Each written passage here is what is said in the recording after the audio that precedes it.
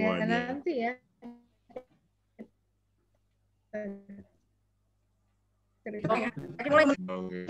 Itu mah jangan diekspos dulu, nanti takutnya keburu naik. Belum pada dengar ini, percuma. Saya cari dulu, cari dulu yang gede.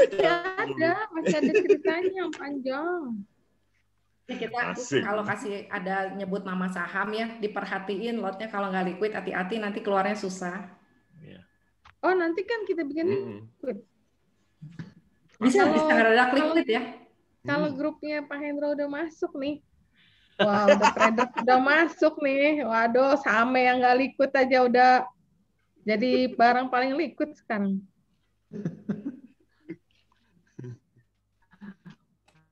Tukang dagang mau di bawah 200 nanti ya.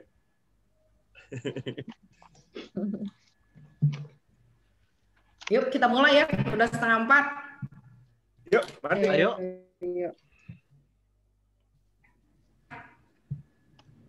Ya, selamat sore semua peserta webinar hari ini, Bapak Ibu teman-teman. Kali ini kita memperoleh kesempatan yang luar biasa untuk acara tutup tahun di penghujung 2020 bersama Sisrita dari ITC dan IE, Pak Hendro dari The Traders, Ko Liao Budi dari Back to Basic Trading, Andre Lukito dari Investor Academy Indonesia. Nah, saya memperkenalkan diri dulu buat yang belum ini. Nama saya Vimalasari. Saat ini saya bertugas di Panin Sekuritas Bandung Dago. Tugas saya hari ini adalah menginterogasi cerita dan ada di sini. Minta petunjuk untuk trading tahun depan. Kira-kira view mereka bagaimana? Ya, sekarang kita minta tolong para narasumber untuk menyapa dan memperkenalkan diri ya. Kita mulai dari ladies first. Sisrita, please. Oke, buat teman-teman yang baru hadir, yang belum mengenal saya, nama saya Rita. Sehari-hari adalah equity sales dari Maybank Kim Eng. Sebagai orang yang punya passion tinggi di bursa efek, terutama di market Indonesia ini, pasar modal, saya tuh sering aktif memberikan kayak webinar atau ada IG Live yang umumnya sih kayak membahas salah satu emiten atau beberapa emiten dalam satu sektor. Biasa itu saya sering mengadakan edukasi Sabtu sama siang. Terus aku juga sering posting mengenai saham-saham yang menarik untuk dicermatin pada satu hari tertentu di channel Telegram saya di TC.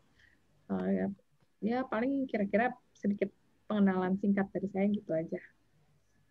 Oke, thank you Sisrita. Sekarang silakan Pak Hendro menyapa peserta. Thank you. Assalamualaikum warahmatullahi wabarakatuh. Semoga teman-teman selalu sehat, sukses, dan bahagia. Terima kasih pertama CVV sudah diundang lagi. Ini yang ketiga kalinya saya diundang oleh Panin Dago, dan saya senang hati ya. Kapanpun diundang untuk sharing, pasti saya mau.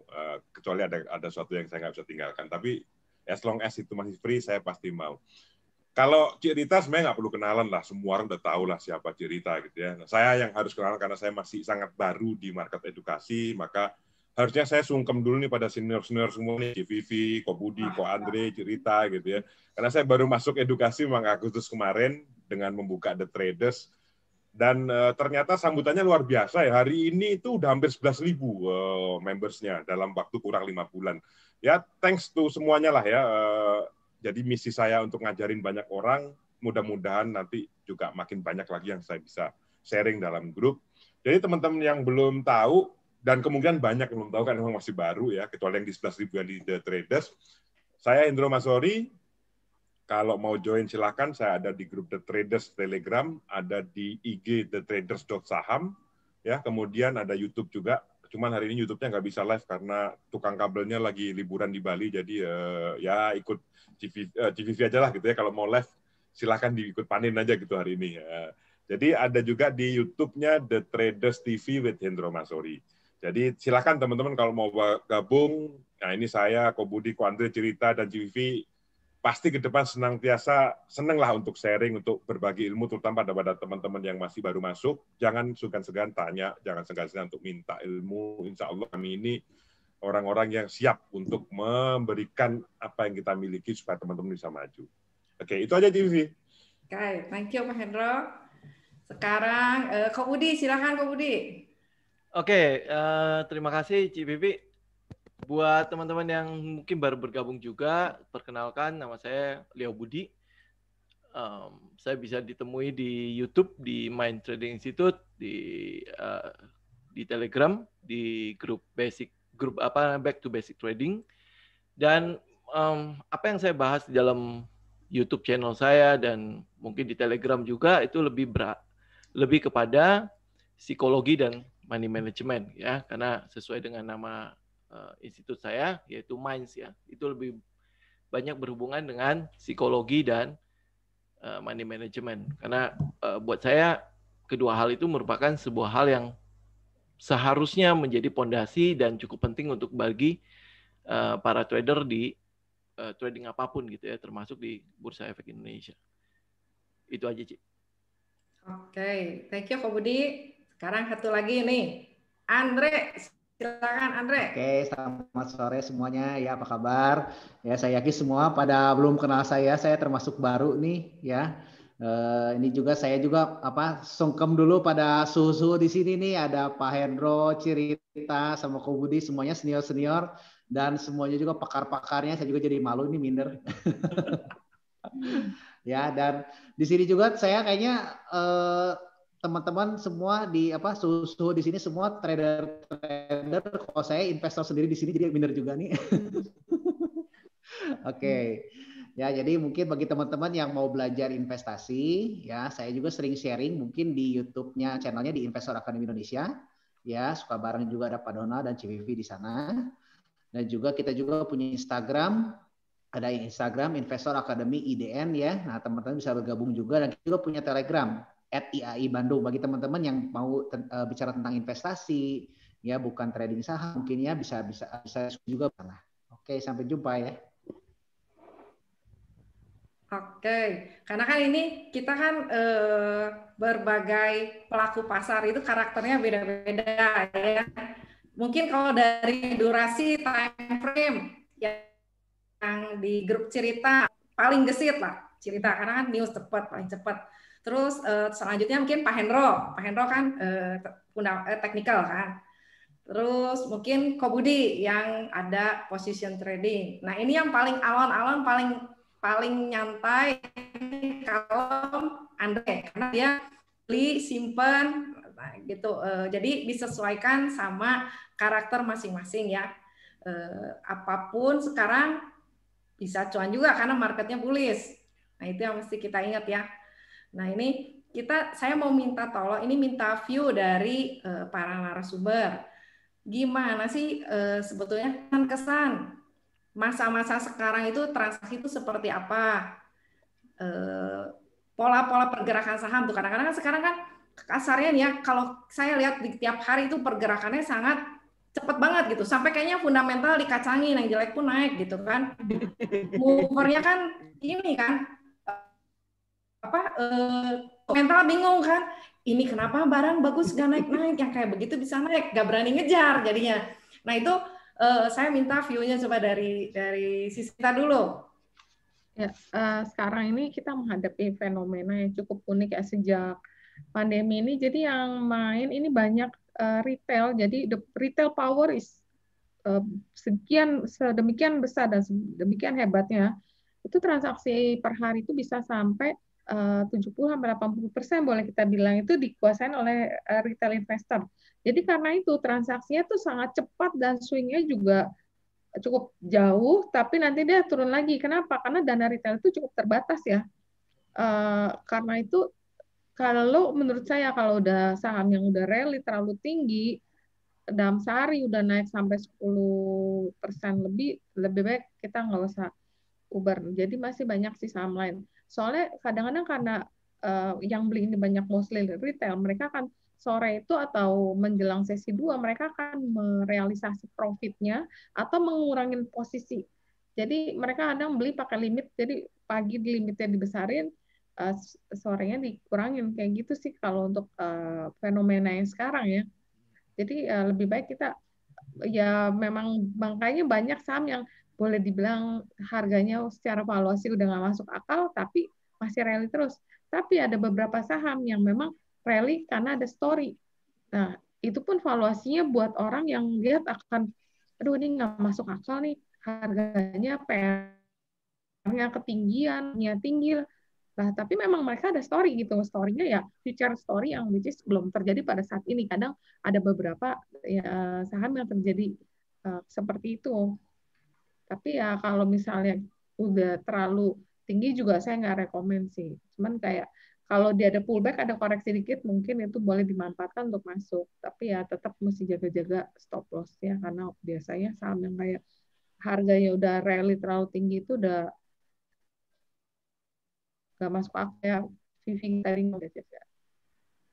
Oke. Gimana Pak Hendro? Pendapatnya Pak Hendro? Oke, thank you, Ci. Kalau saya ngelihatnya gini, saya seorang statistician ya, orang statistik. Jadi buat saya tahun 2020 ini apa ya? Kalau dari data fact datanya itu variannya paling lebar, high ke low-nya juga paling tinggi dari tahun-tahun sebelumnya lah gitu ya. Dan kembali terbukti siklus 10 tahunan tuh ya berulang gitu ya, 98, 2008 ya tahun ini mungkin agak telat sedikit lah gitu ya crash-nya, tapi sekarang teman-teman coba lihat ya, kemarin saya coba nulis di The Traders juga. Kemarin tuh down ke bawah IHSG itu sampai paling bawah itu 3.900 lah, hampir ya 4.000 di bawah sedikit 4.000 gitu. Sekarang di 6.000. Kapan coba cek IHSG naik 50% gitu ya? Dalam waktu cuma 2-3 bulan. Saya rasa coba deh cek, kecuali mungkin 98 gitu, mungkin nggak ngeliatnya. Tapi ini luar biasa gitu. Dari 4.000 cuman nggak nyampe 3 bulan. 50% itu bukan saham loh, indeks gitu loh. Saham kalau naik 30%, 40% biasa gitu. Teman-teman banyak yang 100% juga di agro, di WSKT, di dan segala macam. Tapi indeks 50% itu luar biasa. Nah, untuk orang-orang traders, mungkin ini ya tahunnya lah gitu ya, di mana kita bisa melihat kenaikan volatilitas ini sebagai arena untuk trading yang enak kalau buat orang teknikal. Karena kita biasa main pada saat turun kita out, kemudian kita ambil lagi di bawah pada saat dia mulai reversal kita ambil. Jadi mungkin makanya terakhir-terakhir itu ada fenomena-fenomena yang tadi Rita bilang gitu ya, ada Mansurmologi, ada Erikmologi, ada mungkin udah mulai muncul nih sekarang Ritamologi gitu ya, kalau ada news keluar itu langsung naik sahamnya gitu. Jadi ini adalah bukti bahwa pada akhir hari ini memang benar yang dibilang CVV. Akhirnya orang tuh nggak lihat fundamental, even technical nggak dilihat loh. Jarang orang sekarang sharing gambar itu. Ada berita ini, wah besok Senin nih udah diomongin PTPP Wika nih. Ustadz Mansur udah bersabda gitu bakal naik. Itu nanti lihat aja Senin. Udah pasti orang nggak akan lihat gambar, nggak akan lihat fundamental, naik aja tuh dua itu nanti. Jadi memang euforianya ini terlalu berlebihan kalau menurut saya ya. Karena orang itu sekarang melihat bahwa udahlah nggak usah teknikal. Yang contoh mungkin Pak Ando juga merhatiin, LK-nya asli keluar tuh jelek banget loh. Besoknya arah itu kan nggak mungkin banget gitu. Itu suatu yang agak, kalau orang Sri Mulat bilang hal yang mustahil gitu ya. Jadi ini hal yang memang agak susah, tapi ya sekarang ya teknikal mau senang dulu sekarang. Mungkin nanti ada saatnya orang teknikal ya manyun ya kan. Kata TV bilang ya orang fundamental sekarang bilang orang teknikal udah naikin deh, nanti kita tunggu di atas gitu ya. Katanya gitu tadi kemarin. Kalau orang teknikal dia biasanya kalau pas turun, nah yang nahan orang fundamental gitu aja ya. Nah itu mungkin terjadi juga di tahun ini, pada akhir-akhir ini agak masuk akal seperti kita bilang tadi, story dari sahamnya sendiri itu jauh lebih kuat dibandingkan orang lihat fundamental, LK dan segala macam atau even teknikalnya. Teknikalnya sekarang banyak banget yang kita bisa temukan, gambar apapun jadi gitu. Kalau dulu pada saat crash ke bawah setelah April, Mei gitu, itu orang teknikal juga susah nyari mana saham yang gambarnya bagus tuh kan susah gitu. Kita orang teknikal biasanya kan prinsipnya gambarnya bagus ya HK gitu. Nah waktu itu gambar bagus susah banget nyarinya.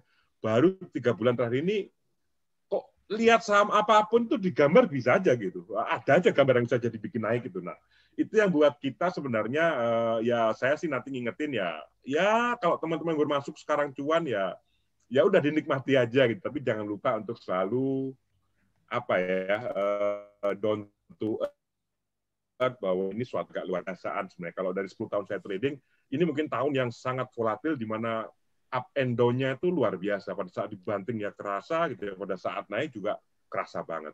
So itu view saya Meci untuk tahun 2020. Ya, tahun ini kita ngalamin satu siklus ya Pak. Siklus takut banget sama euforia sekarang banget, itu ketemu di tahun ini semua ya. Betul. Itu ya beruntung lah. Yang untung itu yang masuk pertengahan. Pada untung tuh nggak ada ruginya kayak itu, angkatan itu kan di IHSG pas lagi narik ke atas. Sekarang untung Ci, tapi sebenarnya itu hati-hati kan, itu kan kalau kayak gitu kan biasanya membuat dia merasa jumawa, ternyata saham itu gampang ya, enteng gitu, naruh aja itu udah pasti cuan. Nah, tahun depan itu yang kayak gini yang akan bahaya buat saya gitu. Jadi saya selalu ingetin tuh, saya juga nggak cuman technical doang, karena saya selalu ingetin, bantuin Ko Budi lah ngingetin secara psikologis ya, harus dijaga gitu. Kalau cuan terus, udah stop trading, nggak ada salahnya untuk mengembalikan euforia kita balik lagi. Nah kayak gitu, karena bahaya Ci. Untung sekarang iya, tapi nanti ke depannya kadang suka anggap remeh gitu. Alah gampang lah trading itu, nggak ada masalah. Taruh duit merem jadi duitnya lebih banyak gitu. Jual rumah 1 jadi rumah 2, kasarnya gitu katanya gitu. Kalau bercandanya. Tapi hati-hatilah, next time itu belum tentu Anda cuan yang Anda kumpulkan 3 bulan ini jangan-jangan bisa hilang dalam minggu depan gitu. Malah hilang. Ya kan kita sekarang masih ditolongin wasit minus 7%, nanti kalau udah dilepas 25%, banyak yang kaget tuh Pak. Betul. Oke, sekarang Ko Budi gimana kok pendapatnya kok? Ya kalau saya bilang ya itu, saya setuju dengan cerita sama Pak Andrew. Ini yang mungkin yang sering saya bilang sebagai shifting psikologi ya. Shifting psikologi itu kata Benjamin Graham itu mungkin kurang lebih begini lah. Kayak pasar itu kayak pendulum ya. Dia kadang-kadang swing dari sebuah keadaan di mana optimisnya itu luar biasa gitu ya. Nanti pasti akan ada dia pasti akan bergerak kembali ke arah di mana pesimisnya itu nggak berdasar gitu. Kalau sekarang mungkin kita ada di optimis yang optimis banget lah ya. Semua orang tahu bahwa ekonomi udah hancur karena pandemi gitu ya, dan biasanya setelah krisis terjadi itu terjadi upsize yang begitu luar biasa. Kita bisa lihat di 98. Mungkin yang baru-baru ini yang kita bisa lihat tuh ya misalnya kayak 2008, 2013, 2015, 2018 itu kan sering ada downsize terjadi di sana gitu ya. Tapi begitu downsize itu selesai, memang upsize-nya itu luar biasa gedenya. Nah, saya pikir ya banyak investor yang ada di sini, trader yang ada di sini dengan informasi yang udah cukup besar gitu, udah cukup banyak dan terbuka begitu lebarnya. Mereka mungkin juga membaca banyak biografi tentang bagaimana Lo Keng Hong mendapatkan kekayaannya gitu ya, bagaimana Warren Buffett, bagaimana investor-investor lain gitu ya, selalu hadir pada saat krisis terjadi gitu. Jadi ya euforia mungkin akan terjadi karena saya boleh katakan gini lah, hari ini coba nanya gitu ya kepada oma, kepada opa, kepada om, kepada tante, semua pasti ada di pasar, coba bayangkan. Gitu ya, dengan likuiditas yang begitu tingginya satu, terus habis itu dengan semua orang tidak ada kerjaan ya di rumah ya, semua masuk ke dalam pasar saham. Jadi saya pikir ini akan euforia ini masih akan berlanjut. Cuman ya itu karena ya cerita bilang tadi, angkatan ini adalah angkatan corona. Kadang-kadang mereka masuk ke pasar tidak punya pengetahuan yang cukup atau mungkin dengan pengetahuan sedikit gitu. Dan ternyata pasar mendukung apa yang sedang diperbuat oleh mereka. Dan ya kita lihat lagi nih lah, boleh katakan gini lah, newbie itu sekarang lagi promo porto mereka yang semua hijau, ya kan? Semua hijau gitu kan. Wah, ngapain harus belajar? Kita begini aja, cuma perlu pengetahuan yang cuma ya sedikit itu aja gitu ya. Bisa portonya bisa 100%, bisa dapat bagger dan lain sebagainya. Jadi ya saya pikir ini ada di situasi yang kita bilang sebagai optimisme yang ya belum berlebih sih. Ya cuman mengarah ke arah situ. Jadi ya secara psikologi ya saya cuma melihat adalah ya shifting di situ. Shifting ini membuat orang tidak waspada akan risiko. Itu aja sih mungkin yang saya boleh katakan. Oh, kalau ini udah belum sangat berlebih berarti masih bisa narik ya kok ke atas ya? Ya, saya pikir masih bisa ini. Karena likuiditas kelihatannya sih masih banyak yang on cash ini. Masih mengharapkan koreksi untuk masuk lagi. Tapi nggak dapat koreksinya, malah naik terus. dikasih apa juga terus naik ya. Ya. Ya mungkin kan kalau marketplace nggak ada harga yang kemahalan, kebalikan dari market bearish. Market bearish nggak ada yang murah, yang kemurahan, yang turun makin turun lagi ya. Inilah bullish ya, bener ya. Betul. Oke, sekarang minta kalau Andre gimana Andre? Semuanya udah pada dijawab semua sama susu nih. Ya udah kamu senyum aja. Senyum aja ya. Mer kempot udah. Ya, kalau betul sih tadi katakan cerita Pak Hendroy sama Ko Budi bahwa the rise of retail investor, betul sekali ya. Nah, tapi mungkin bagi investor juga banyak sekali kan, kalau saya cuma ngingetin aja, kadang-kadang kan di luar sana banyak yang mengajarkan tuh, saya cukup menikmati lah tahun ini, sangat menikmati malahan ya, sangat menikmati di mana turun banget ibaratnya ya, udah gitu di saat itu langsung euforia sekarang ini gitu kan, itu sangat menikmati sekali ya. Jadi kita menikmati 2 sesi hand sama grid ya, sekarang udah masuk ke fasenya grid kan, orang tuh pada wah, sedangkan kita sih udah masuk di dalam ya, udah dari kapan udah masuk di dalam, kita tinggal nonton sebenarnya kan, tinggal melihat. Nah, betul apa katakan oleh Pak Hendro, kadang-kadang fundamental tuh nggak masuk akal kan, begitu laporan keuangannya jelek, kenapa kok harganya tapi bisa naik 35% tadi kan katakan. Tapi menurut saya sih, saya pribadi sendiri sih kita ya, banyak orang yang belajar fundamental juga dengan cara yang salah gitu ya. Banyak yang textbook, banyak yang kita lihat tuh hanya yang penting rasionya, kadang-kadang rasio itu juga bisa menipu ya. Nah, ini penting juga bagi teman-teman juga bisa belajar. Bagi saya terus terang mungkin nggak punya waktu seperti 3 suhu di sini. Kalau saya sih masih berbisnis, jadi saya mungkin waktunya lebih sedikit. Jadi saya lebih memilih untuk investasi di sini itu saya akan pilih satu emiten yang baik, dan yang baik saya tinggal tidur gitu kan. Saya tinggal tidur, saya beli, saya nikmati hasilnya gitu. Nah, itu sampai saat ini saya bisa membuktikan sih.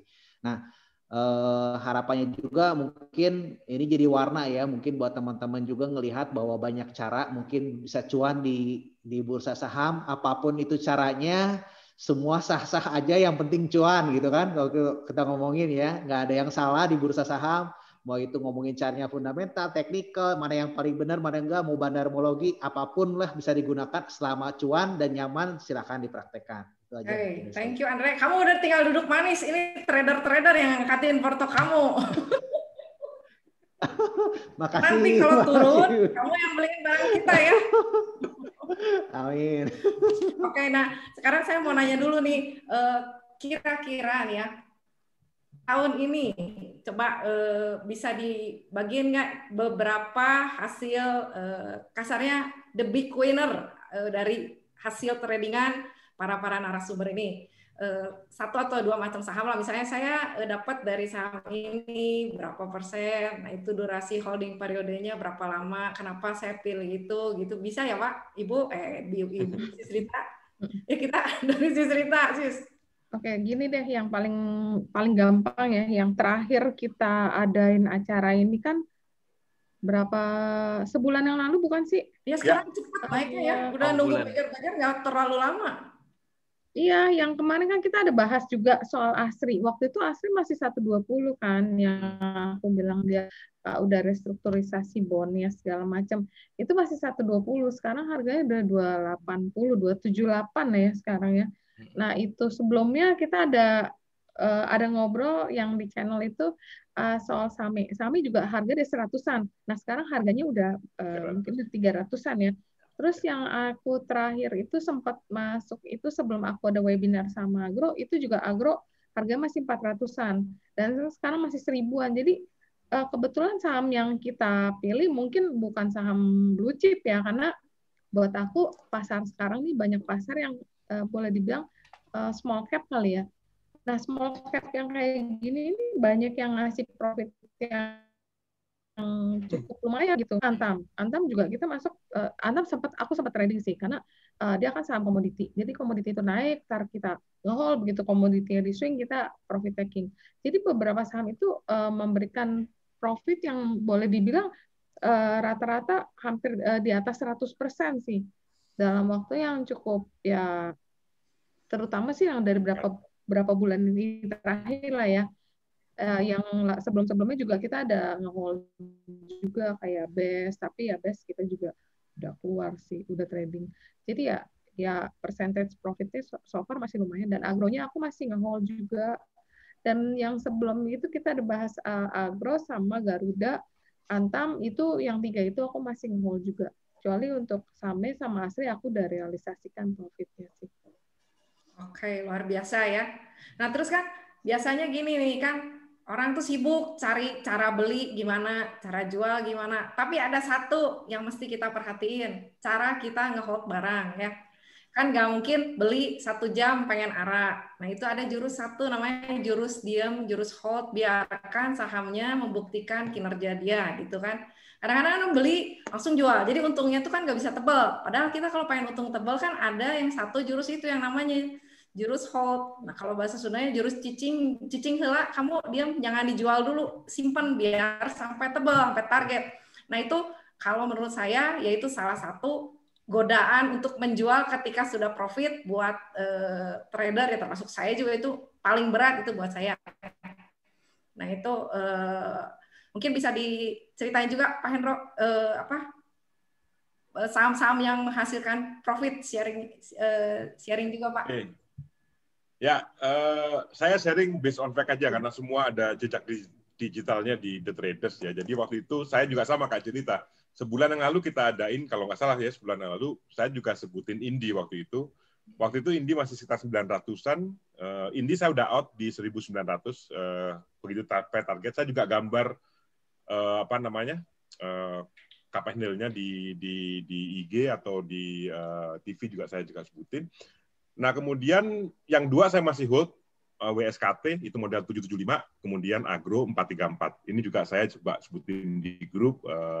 Dan kemarin itu waktu Agro naik hari Jumat kemarin, nah di grup The Trader saya yang di itu pada pamer yang 100% ke atas lah gitu ya. Jadi untuk seneng-senengan aja, udah mau 100% ke atas boleh pamer lah gitu kan. Selama ini saya nggak boleh pamer di grup, tapi mereka pada ya saya juga Pak Lurah, saya juga Lurah, ya udah good untuk supaya hype mereka bahwa teman-teman yang lain yang nggak hold tuh supaya juga belajar bahwa ya tadi Kak Civi bilang ya saham itu nggak cuma jual atau beli atau jual, tapi ada masa di mana kita hold. Sementara newbie angkatan trader angkatan corona ini kan kalau beli hari ini kan maunya arahnya kemarin gitu, nggak cuma sejam kemarin kalau bisa arahnya gitu, saking pengen cepatnya gitu.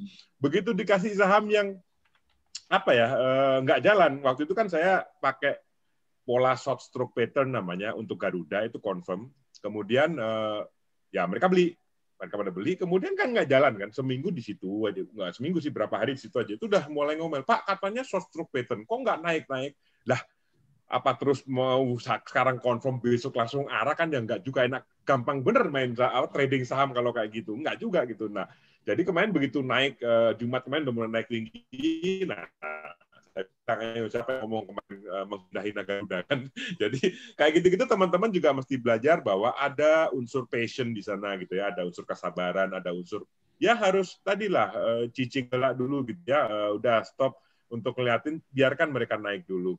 Jadi ada 2 yang saya pegang sampai sekarang yang mungkin memberikan sudah beggar ya rasanya ya. Kalau Agro sudah lebih 120-an, 130-an% kemarin. Kemudian WSKT 775 sekarang berapa? Itu juga mungkin sebentar lagi juga udah beggar juga. Dan ya tadi mungkin dari teman-teman juga ini sama juga saya ngetin ini sekalian ke teman-teman yang baru trading saham ya. Jadi kalau mau Anda bandingkan cuan Anda itu sebenarnya besar atau enggak, biasanya kita pakai benchmark-nya paling gampang itu IHSG gitu ya. Kalau return Anda di atas IHSG selama periode tertentu, ya mestinya Anda juga bisa berbangga diri bahwa Anda beat IHSG. Tapi kalau sekarang misalkan nih, contoh dari Porto Maret yang waktu itu Maret, ingat berapa portonya? IHSG itu 50% loh naik dari Maret sampai Desember. Nah, tinggal cek Anda portonya naik 50% apa enggak gitu. Kalau di bawah 50% berarti ya Anda masih di bawah IHSG, nggak bisa beat IHSG ya. Berarti jangan terlalu senang tuh. Seberapa gede Anda di atas IHSG itu mau jangan-jangan cuma 51% beda 1% doang gitu. Jadi ini juga jadikan benchmark Anda untuk melihat apakah sistem yang Anda lakukan itu sudah benar atau enggak. Nah, kemudian kalau Anda masih minus dari Maret sampai sekarang, saya yakin ada yang salah dengan sistem investasi atau sistem trading Anda. Harus Anda evaluasi dan kembali lagi untuk ngecek mana yang perlu diperbaiki. Rasanya itu, GVV. Oke, thank you Pak Hendro. Jadi waktunya kita check up ya kalau lagi euforia begini, Yes. performa kita gimana gitu. Jangan ngerasa wah hebat gitu. Karena kan memang kan kalau lagi kayak begini semua ngerasa pintar ya Pak. Wah semua saya bener nih, saya cuan nih. Yang susah itu yang cuan dari Maret sampai sekarang 30% udah merasa wah gua bisa beat Warren Buffett gitu. Nah, itu yang berat gitu buat saya. Marketnya sebenarnya kan beda ya Pak. 50% naiknya hijau cuma 30% aja segitu jumlahnya gitu. Jadi ya harus lihat dulu kalau saya sih benchmarknya ya IHSG jadi kan indeks kita. Kalau IHSG 50%, Anda 30%, ya sebenarnya masih kalah. Sebenarnya masih belum bisa beat IHSG kalau saya. Oke, thank you Pak. Ya, Ko Budi gimana kok? Ya, mungkin saya share beberapa saja ya. Mungkin saham-saham yang sampai sekarang saya masih pegang.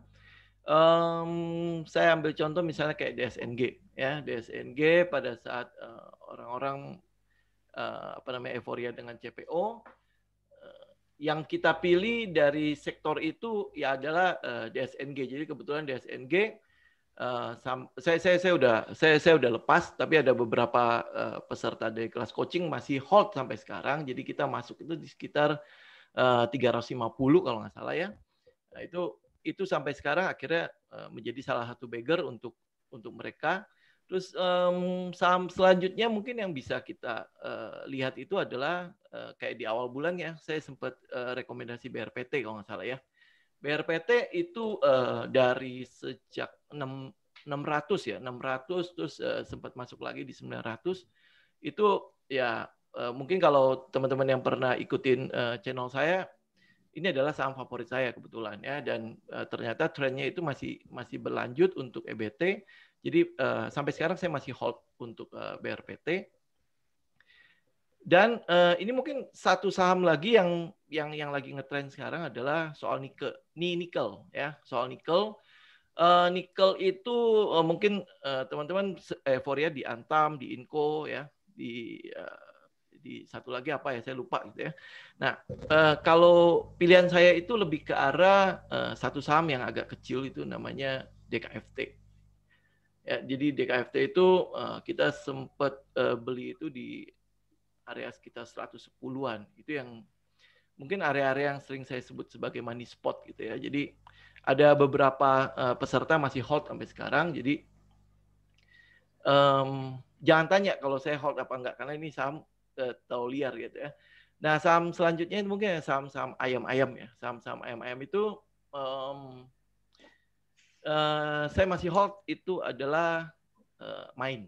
Ya, mungkin teman-teman yang lain mungkin ngambilnya Cepin, JPFA gitu ya. Saya cenderung ngambilnya yang saham-saham yang underdog gitu ya. Buat saya itu ya saham-saham underdog itu lebih sesuai dengan pola dengan trading system saya, dan sampai hari ini masih cukup lumayan sih. Itu kurang lebih beberapa aja sih. Oke, thank you Budi. Ya sekarang silakan Andre. Oke ya. Mungkin banyak dari teman-teman berpikir di teman-teman yang lain sih. Fundamental itu kadang-kadang kan harus pilih sahamnya yang blue chip, yang ini gitu kan. Kalau kita sih di sini di Investor Academy Indonesia, terutama saya pribadi sendiri justru pemilih sahamnya berbeda. Jadi kita fokusnya ke saham multi bagger. Ya saya juga malu nih sama susu, semua cuannya gede-gede nih. Luar biasa semuanya ya. Oke, ya kalau saya sih mungkin porto saya pribadi secara keseluruhan sih tahun ini kita CAGR-nya 100% ya, porto keseluruhan. Ya, beberapa saham kita sudah bagger juga. Ya, contohnya Same, saya ambil Same juga sama, itu cerita juga seperti Same ya. Saya juga ambil dari sekitar 80, average up ya, sekitar 100-an. Sekarang tuh 300 masih hold, ya mungkin udah hampir 2 bagger ya.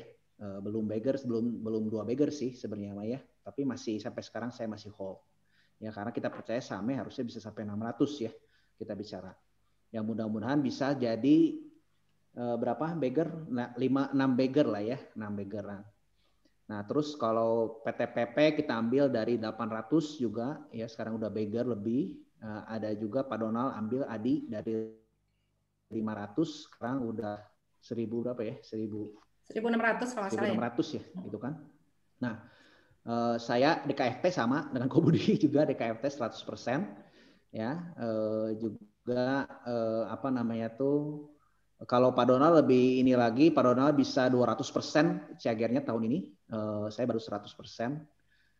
Jadi kalau saya sendiri prinsipnya sih sampai saat ini saya belum lepas sih, beberapa saham itu belum lepas. Saya hold dulu tetap untuk lihat long term-nya gitu ya. Itu kayak contohnya Pegas sih baru sekitar 70% lah ya, Pegas mah ya, gitu kurang lebih. Terus tuh apalagi ya, saya tuh lupa lagi. Asa juga saya sekitar ini kalau nggak salah tuh ya baru lebih kecil sih daripada teman-teman yang lain ya. Nah jadi kalau kita ngomongin lebih saya apa namanya tuh ngelihatnya kita berkembangnya secara portonya kita ya. Jadi bukan dari apa ininya saja bagaimana bisa dapat beggar, tapi kan kalau loss juga kan bahaya ya. Nah, sedangkan kalau saya sendiri lihat sih dari CAGR total kita tuh berapa kita berkembangnya. Nah, tapi bagi saya nggak punya cukup waktu, jadi saya akan fokus ke saham-saham multi bagger dan saya hold. Mungkin mudah-mudahan tahun depan sih bisa dapat yang apa lebih besar lagi. Ya minta doanya juga, minta dukungan nih trader-trader dinaikin sahamnya nih. Nanti trader yang naikin, kamu tenang aja. Siap. Saya tinggal nonton aja. Kamu tinggal ngitung, wah naik. Jadi yang diperhatiinnya bukan profit per item ya, tapi total portofolio kita secara keseluruhan. Jangan sampai kita pas lagi untung portonya cuma sedikit, tapi pas rugi gede gitu. Nah itu jadi kurang lebih itu mulai dirapihin lah, karena kita serius ini bukan main-main, ini bisnis beneran bisa kita jalanin jangka panjang. Jadi lebih dirapihin dulu semuanya gitu ya. Nah mungkin gimana? Ini kan kita tadi udah ngomongin udah untungnya apa aja, terus perjalanan tahun ini gimana, view untuk tahun ke depan gimana ini, misalnya kayak target IHSG, terus kira-kira sektor yang masih rame apa aja gitu,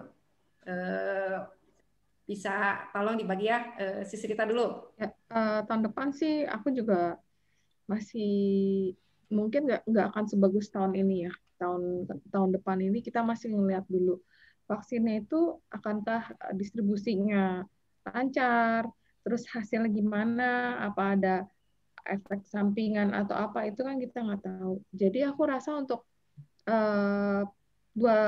dua kuartal ke depan itu masih kita mesti, kuartal pertama mungkin masih rally karena efek dari yang sekarang ini kita masih punya high expectation bahwa market. Jadi kuartal pertama market masih akan naik, tapi kemudian di kuartal kedua masuk Maret kita udah mesti agak keren sedikit karena kita mesti lihat ini hasil dari vaksinnya itu kan atau distribusi vaksin itu baru akan mulai berjalan sekitar melewati kuartal 1. Nah, kuartal 2 mesti hati-hati, kita lihat lagi hasilnya gimana. Nah, kuartal 3, kuartal 4 kalau memang hasil daripada vaksin, stimulus dari US-nya itu juga ternyata angkanya besar, dari rupiah kita bisa turun, dan Omnibus Law juga ternyata berjalan sesuai dengan harapan. Nah, itu kuartal 3 dan 4 itu mungkin bisa lebih ada terjadi kenaikan. Kalau bull skenario mungkin sekitar indeks tahun depan kalau bull skenario. Tapi ternyata skenario itu tidak berjalan seperti yang kita harapkan. Mungkin ya masih akan main di kisaran 6.000, 6.500 itu udah lumayan sih. Kemudian hal yang tahun depan yang perlu kita perhatikan ya Sis ya. Tahun depan yang perlu kita perhatikan ini kayaknya banyak efek dari corona ini adalah semua kan banyak kan pakai digital atau apa yang boleh kita dibilang, karena kita banyak di rumah, semuanya pesan makanan serba pakai Gojek. Kayak tadi aku baru ngadain webinar dengan Esmore, mereka juga masuk ke digitalization. Jadi tahun depan itu mungkin akan banyak yang digital, kayak Crush juga order pakai digital. Telkom nanti vaksin kita semua pakai aplikasi dari Telkom, itu kan boleh kita bilang itu juga pakai penerapannya atau pelacakan orang yang divaksin itu lewat aplikasi dari Telkom, itu juga arahnya kan digital. Kayak saham agro itu nanti akan menjadi bank digital. Bank digital itu berarti mereka akan punya branchless banknya, cabangnya lebih sedikit, lebih efektif karena cost-nya akan lebih rendah, dan itu akan menjadi green ya something like green energy juga, maksudnya bukan green energy karena paperless kan, jadi kan aplikasi semua lewat digital. Tapi ada saham-saham yang berpotensi untuk kenaikan yang cukup tinggi jika ada berbau digital. Kemarin aku juga sempat merekomendasikan saham kecil TNCA. Kemarin sih karena teknikal aja ya, teknikalnya menarik. Setelah teknikalnya bagus, baru aku lihat oh ternyata di baliknya itu ada aku laku itu ternyata pas aku Google itu aku baca ternyata dalamnya ada invest dari salah satu pemain besar lah, ternyata Alibaba ada suntik di sana. Nah semua yang serba yang kayak fintech berarti kan mereka akan masuk ke bisnis fintech. Jadi financial technology, jadi semua yang kayak gitu-gitu akan sangat menarik ya. Sama company-company yang utang dolarnya besar itu juga bisa berpotensi membaik karena stimulus dari US juga akan membawa US dollar lebih. Kemudian vaksin, sentimen vaksin membuat kita akan keluar lagi, akan pergi-pergi lagi, mungkin kita akan kerja lagi, aktivitas, traveling, saham-saham seperti yang sentimen dari vaksin seperti misalnya oil akan naik, jadi oil naik, Medco diuntungin. Aku sih lebih suka Medco ya. Garuda, karena memang kalau kita lihat secara laporan keuangan mungkin kurang menarik, tapi kita ngelihat future daripada itu yaitu dengan sentimen vaksin orang akan traveling lagi, jadi akan pergi-pergi, itu akan membawa sentimen positif untuk Garuda, dan dia juga kan sebagai distributor daripada vaksin. Kemudian Omnibus Law, efeknya sovereign wealth fund masih akan berkutat dengan dana yang kita dapat dari luar negeri, itu dananya cukup banget panjang, makanya kadang disebut dana abadi.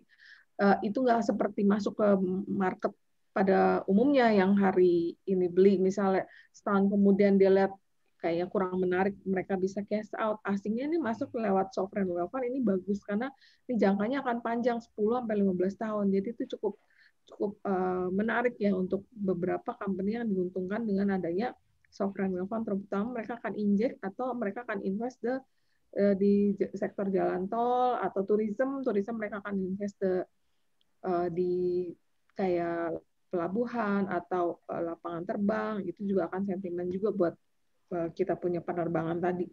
Sama konsolidasi dari sektor telkom yaitu sharing frekuensinya boleh mereka sharing, itu akan menarik untuk sektor telco itu sendiri karena akan banyak konsolidasi di sektor itu. Jadi ini beberapa hal penting yang perlu kita perhatikan untuk tahun depan sih. Ya, temanya berarti banyak banget buat tahun depan ya, diceritanya. Ya, yang pasti sih telco ya, telkom sektor itu akan menarik, sama yang berbau digital.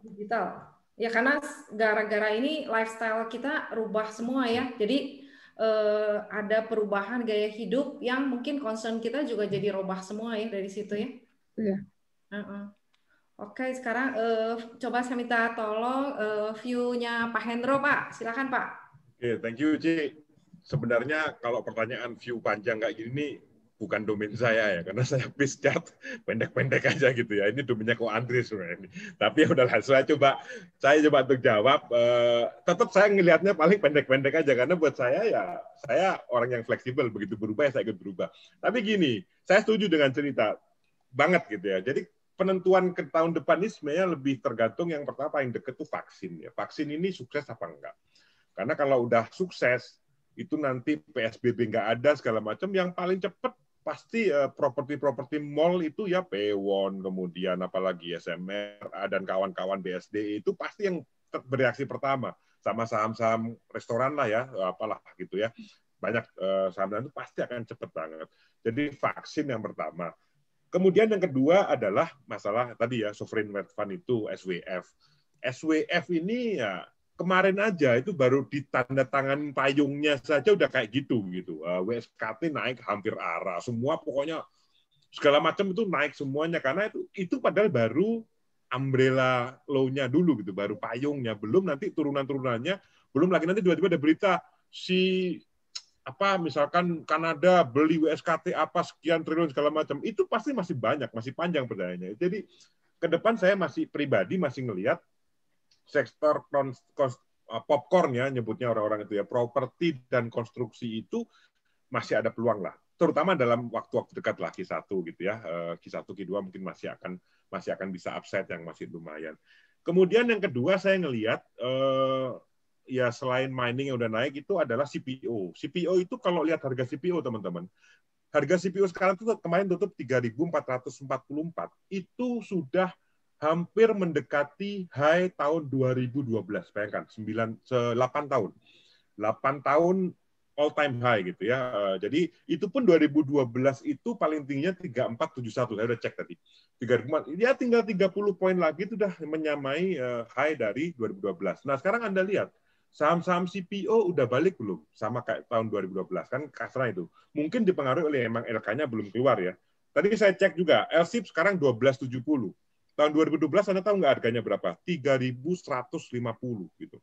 Jadi masih jauh sebenarnya kalau misalkan ngomong CPO, saham-sahamnya agak lagging dibandingkan CPO-nya sendiri gitu. Sementara batu bara kemarin kan batu baranya naik baru dikit-dikit, sahamnya udah berterbangan yang tinggi-tinggi cepat gitu. Nah, ini belum balik. Kalau menurut saya sih ke depan masih ada beberapa saham-saham CPO yang bisa Anda perhatikan untuk di koleksi. Nah, kemudian yang ketiga juga sama kayak kita tadi, ke depan itu kalau jadi nih Pak Joe Biden ini melakukan quantitative easing gitu ya, QE kayak tahun 2013, 2014 tahun lalu, itu banjir dana teman-teman. Itu banyak yang akan masuk ke Indonesia. Nah, mestinya sih biasanya mereka ngambil pasti big cap itu ya. Jadi mungkin banking juga nanti akan main lagi. Ini kan masalah rotasi aja kan. Kemarin banking naik duluan, kemudian ganti properti, ganti ini, balik lagi nanti ke banking lagi. Mungkin menurut saya pada saat itu momentumnya pada saat QE masuk ke kita, kalau itu benar disahkan oleh ya pemandu atau regulasi sana lah gitu ya. Kalau misalkan itu udah deal, udah boleh sekian ribu US dollar dan sekian triliun segala macam itu, ya mestinya mereka masuk ke saham-saham yang blue chip. Ya, Anda bisa mungkin kalau mau ngecek ya histori tahun 2012-2012 kemana mereka masuk, kalau masih ada datanya, itu bisa dijadikan sebagai reference. Ya, karena saya orang statistik, saya sering lihat data, seneng gitu ngeliat data kayak gitu untuk jadikan reference-nya sekarang. Mungkin itu, karena saya nggak usah jauh-jauh. Kalau Q3, Q4 saya masih buram gitu ya, karena gambarnya belum ada, jadi saya nggak bisa sampai sejauh itu. Saya mungkin Q1, Q2, saya orangnya masih optimis. Jadi asalkan vaksin sukses, kemudian SWF ini juga jalan lancar gitu ya, yang ditakut-takutkan yang sekarang beredar itu nggak terjadi, saya rasa Q1, Q2 kita masih bisa menikmati IHA lah gitu ya, saham-saham yang naik untuk kita nikmati cuannya. Nanti kalau Q3, Q4, ya tentunya teman-teman namanya IHSG naik itu nggak ada saham atau IHSG naik itu apa ya kayak linear garis lurus itu enggak. Pasti di tengah-tengah ada bandingan-bandingan kecil yang kadang-kadang teman-teman trader yang baru-baru ini ya itu di situ baru turun 2 tick udah wah longsor lah, 2 tick kok longsor gimana gitu. Kadang-kadang saya juga kaget juga ini, aduh gimana cara ngedukasinya supaya bahwa ya market ini kayak gini, nggak ada market lurus naik terus, yang lurus naik terus nanti ya ARB-nya naik turunnya lurus terus gitu, kayak fire kemarin gitu. Jadi itu yang harusnya mereka tuh juga tahu dan ya mesti diajarin sih, makanya saya juga selalu rajin untuk sharing tentang itu. Itu Devi. Iya, thank you Pak.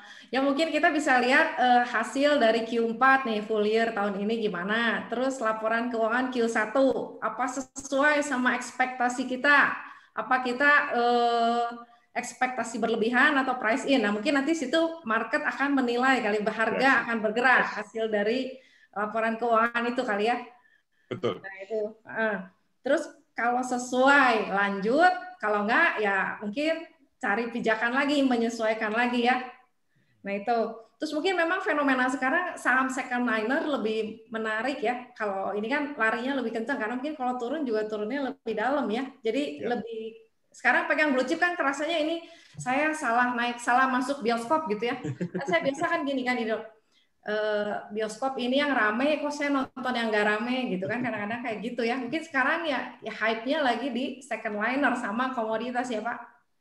Nah itu mungkin kita pilih-pilih aja kan, karena kita kayaknya sekarang kayak kejar-kejar yang rame yang mana nih. Kita jadi mesti ngikutin news terus yang hype-nya yang mana. Jangan sampai kita nonton film di sebelah bioskopnya rame, kita masuk ke bioskop yang sepi lah kayak gitu ya. Nah sekarang Ko Budi kok gimana kok? Kira-kira. Ya, kalau 2021 saya sepakat dengan cerita sama Pak Hendro ya.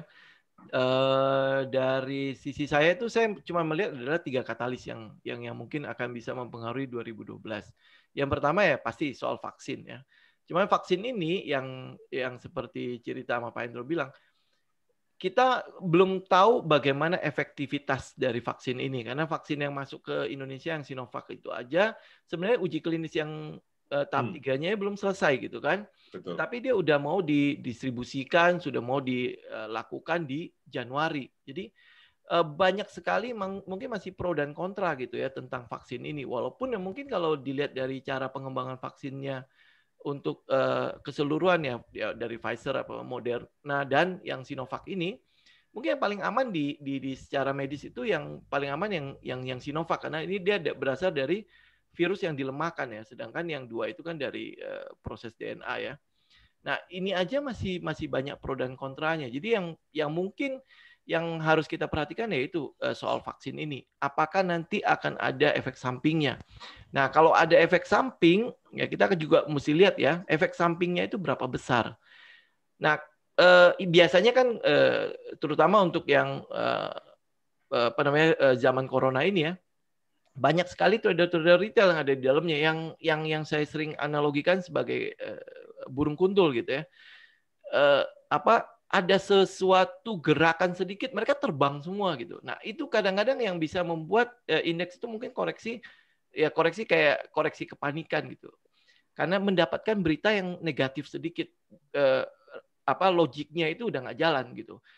Efek vaksin ini mungkin cuma 1%, cuma karena di blow up dengan berita yang begitu besarnya mereka berlarian gitu. Nah, terus habis itu pas turun ditampung sama gajah-gajah.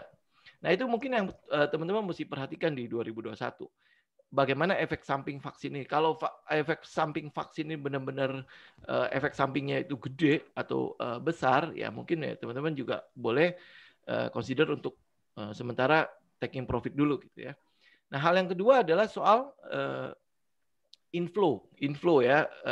Yang kita tahu kan di Amerika kan sudah ada pergantian kekuasaan. Sepertinya sudah pasti terjadi pergantian kekuasaan, tinggal DT ini keluar aja dari gedung itu. Kan sebenarnya udah selesai tahapan pemilunya, mereka juga udah selesai kan. Nah, dengan adanya penggantian kekuasaan ini dari Republik ke Demokrat ini kan adalah partai yang kecenderungan dari kita bilang bidang ekonominya adalah menaikkan pajak gitu ya, menaikkan pajak. Nah, kenaikan pajak ini mungkin akan dimanfaatkan sebagai satu peluang untuk outflow dari market US menuju ke emerging market. Kenapa emerging market yang mereka tuju? Karena potensi upsize yang bisa terjadi pada emerging market secara teknikalnya kita bisa lihat ya waktu bagaimana di 2008, bagaimana di 2015, 2013 kan sempat terjadi downsize di teknikalnya ya. Upsize-nya itu jauh lebih besar daripada downsize-nya. Jadi mereka melihat peluang pada emerging market. Nah, emerging market ini ya salah satunya adalah Indonesia. Dibandingkan dengan negara-negara lain, kita punya bonus demografi yang begitu besarnya. Nah, buat kita ya, saya pribadi, saya cukup beruntung ya. Saya merasa cukup beruntung ada di pasar Indonesia. Karena potensi upsize yang begitu besar. Itu adalah soal inflow-nya. Inflow yang masuk berarti ada penambahan likuiditas yang terjadi. Nah, hal yang ketiga yang mungkin juga teman-teman juga bisa perhatikan adalah soal suku bunga. Rendahnya suku bunga ya. Saat ini kan diputuskan hanya 3,75 ya, 3,75%, dan kelihatannya Bank Indonesia sudah kemarin kan dari briefing Bank Indonesia itu dia akan tetap mempertahankan suku bunga rendah ini. Nah, suku bunga rendah ini adalah sebuah potensi untuk menggerakkan market. Kalau misalnya vaksin itu berjalan dengan bagus, artinya mobilitas dari masyarakat itu akan cenderung lebih tinggi kan, karena mereka udah lebih berani untuk keluar, bisa spending dan lain sebagainya. Nah, dengan suku bunga yang rendah ini, dunia usaha pun lebih berani untuk mengambil yang namanya kredit bank. Ya, karena kan pasti harusnya suku bunga kredit yang dari perbankan itu akan dipaksa untuk turun karena SBI ya cuma 3,75. Kok dari perbankan berani jauh lebih tinggi daripada itu. Jadi itu saya melihat sebuah peluang ya, terutama di sektor properti terutama. Karena dari rendahnya SBI berarti suku bunga KPR pun harusnya akan jauh lebih rendah. Nah, katalis-katalis ini akan menggerakkan pasar di 2021.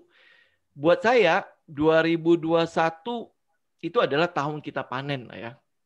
2020 itu adalah tahun kita menabur benih. Jadi kalau misalnya teman-teman mau menikmati panen di 2021, ya harusnya ada benih yang teman-teman sudah tabur di 2020. Itu sih yang saya lihat. Oke, thank you ya kok. Ya kan mungkin kita jadi ada inflow ya. Jadi demand-nya banyak, ya otomatis demand lebih besar dari supply, harga naik semua ya. Dan terus kan kalau kita bisa kategoriin Indonesia emerging market, mungkin kalau di kerajaan keuangan dunia itu Indonesia tuh second liner-nya mungkin ya, atau third liner-nya. Jadi nah itu kalau diserbu yang naiknya lebih kenceng daripada negara-negara gede gitu kan, kurang lebih kayak gitu ya kok. Oke. Ya dari Andre gimana, Andre? Udah pada dibahas nih sama 3 suhu nih. Dibahas habis gitu ya. Ya udah kita berdua giliran. Enggak.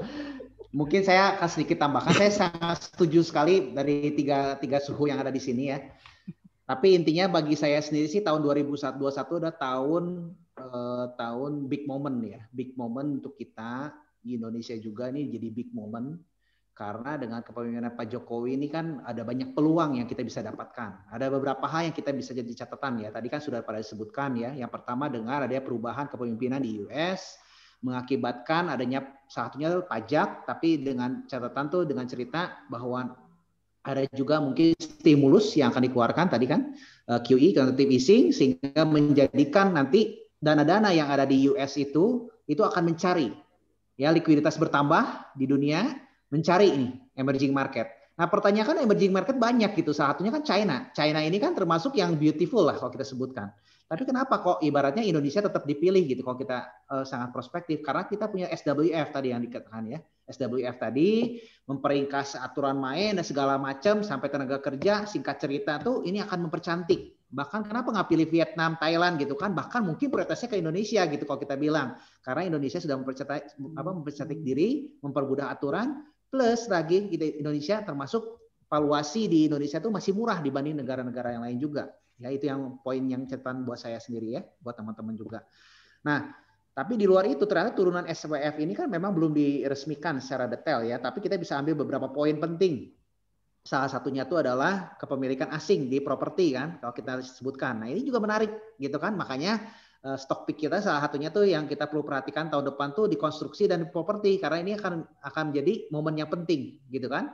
Nah bagi saya tahun 2021 ini the rise of the commodity 2021 tuh. Jadi ini saham-saham komoditi ini akan betul-betul komoditi ini akan terbang gitu ya, dari mulai coal udah mulai gitu kan, nikel, logam gitu kan, sampai dengan kita sebut tuh apa oil gitu kan, karena semua ini akan kembali ke masa-masa fase the rise of commodity. Nah ini momen buat kita untuk memperhatikan sektor-sektor komoditas gitu ya, termasuk dengan CPO tadi yang disebutkan Pak Hendro, betul sekali ya, bahwa sawit hampir mencapai all time high-nya ya, tapi dan juga sekarang tapi harga sahamnya masih di bawah gitu kan.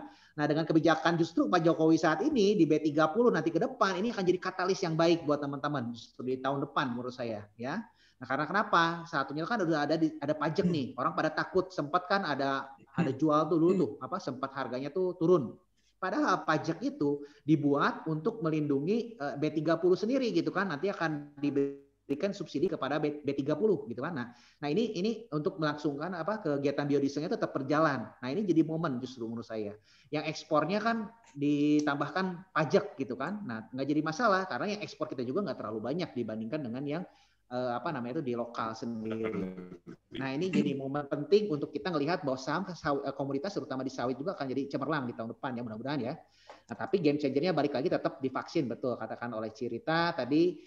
Vaksin ini kan masih belum terbukti dengan tepat, kita juga belum tahu apakah efektivitasnya, tapi selama ini kita melihat ya kita berdoa juga ya mudah-mudahan berjalan dengan lancar semuanya. Kalau kita lihat berjalan dengan lancar 2021 ini jadi tahun kemenangan, tahun cuan kita semua ya. Itu aja. Amin.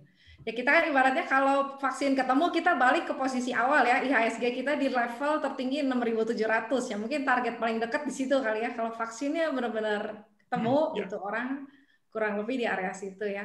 Nah ini pertanyaan terakhir ini buat para narasumber yang mungkin ditunggu-tunggu sama pemirsa juga. Saya minta stok pick dari masing-masing narasumber 2 aja beserta alasan-alasannya. Sekarang saya kasih buat Andre dulu daripada nanti Andre udah disebutin dulu sama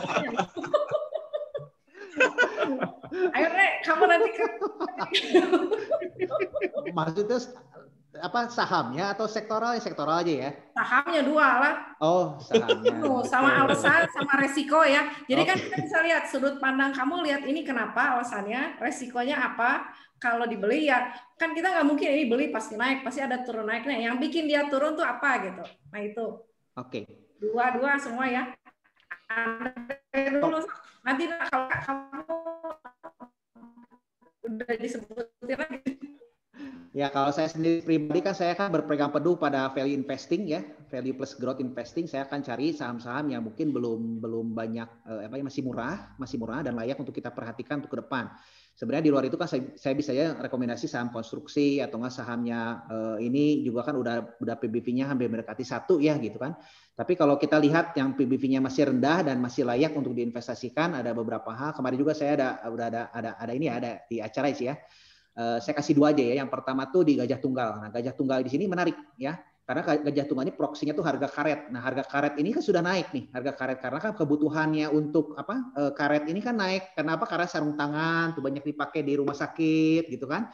Banyak diproduksi sehingga si karet-karet ini sudah rally gitu harga karetnya. Nah, sedangkan harganya ban ini proksinya dengan harga karet gitu kan salah satunya. Dan juga kita perhatikan bahwa tahun depan likuiditasnya tadi kan saya sebutkan bahwa banjir likuiditas terutama dari asing sehingga penggunaan rupiah akan jauh lebih banyak daripada dolar. Jadi artinya harga rupiah ini akan menguat ya dibanding dengan US dollar. Nah, Gajah Tunggal termasuk yang US loser ya. Sebutnya harganya tuh kalau yang rupiahnya menguat dia termasuk salah satu emiten yang diuntungkan karena hutangnya dalam bentuk US dollar. Nah, Gajah Tunggal ini juga termasuk produksi ban yang akan kapasitas produksinya sudah dinaikkan dan kebetulan sudah beli akuisisi lahan Softek ya di sebelahnya ya dan akan untuk jadikan gudang ya untuk distribusi, artinya kapasitas gudang dia udah tidak mencukupi. Nah, tahun ini dia akan mulai fully utilize.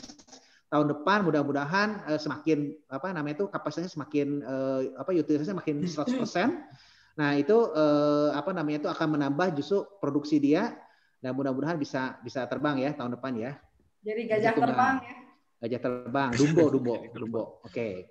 Nah, untuk yang kedua sih saya pilihnya APLN ya, APLN atau ASRI boleh APLN. Nah, APLN di sini tuh saya kenapa senang dengan APLN, Agung Podomoro Land. Saya akan memberikan beberapa highlight penting mungkin buat teman-teman juga supaya tahu Agung Podomoro Land itu yang pertama, kenapa sih Agung Podomoro Land ini kita lihat dulu. Kenapa dulu tuh jatuh sekali di tahun 2016 jatuh, 18 makin 19 makin jatuh gitu kan. Nah, Agung Podomoro Land sendiri yang pertama dia tuh ada kena kasus tahun 2016 tuh dengan Ahok ya, dia berseteru dengan Ahok kasus reklamasi, pulau reklamasi kita runut ceritanya. Nah, pulau reklamasi di sini tuh dia kena singkat ceritanya tuh kena sentimen jelek, izinnya nggak keluar, kena kasus korupsi untuk kasus reklamasi gitu kan ya ke Sanusi. akhirnya harga sahamnya jatuh, gitu kan.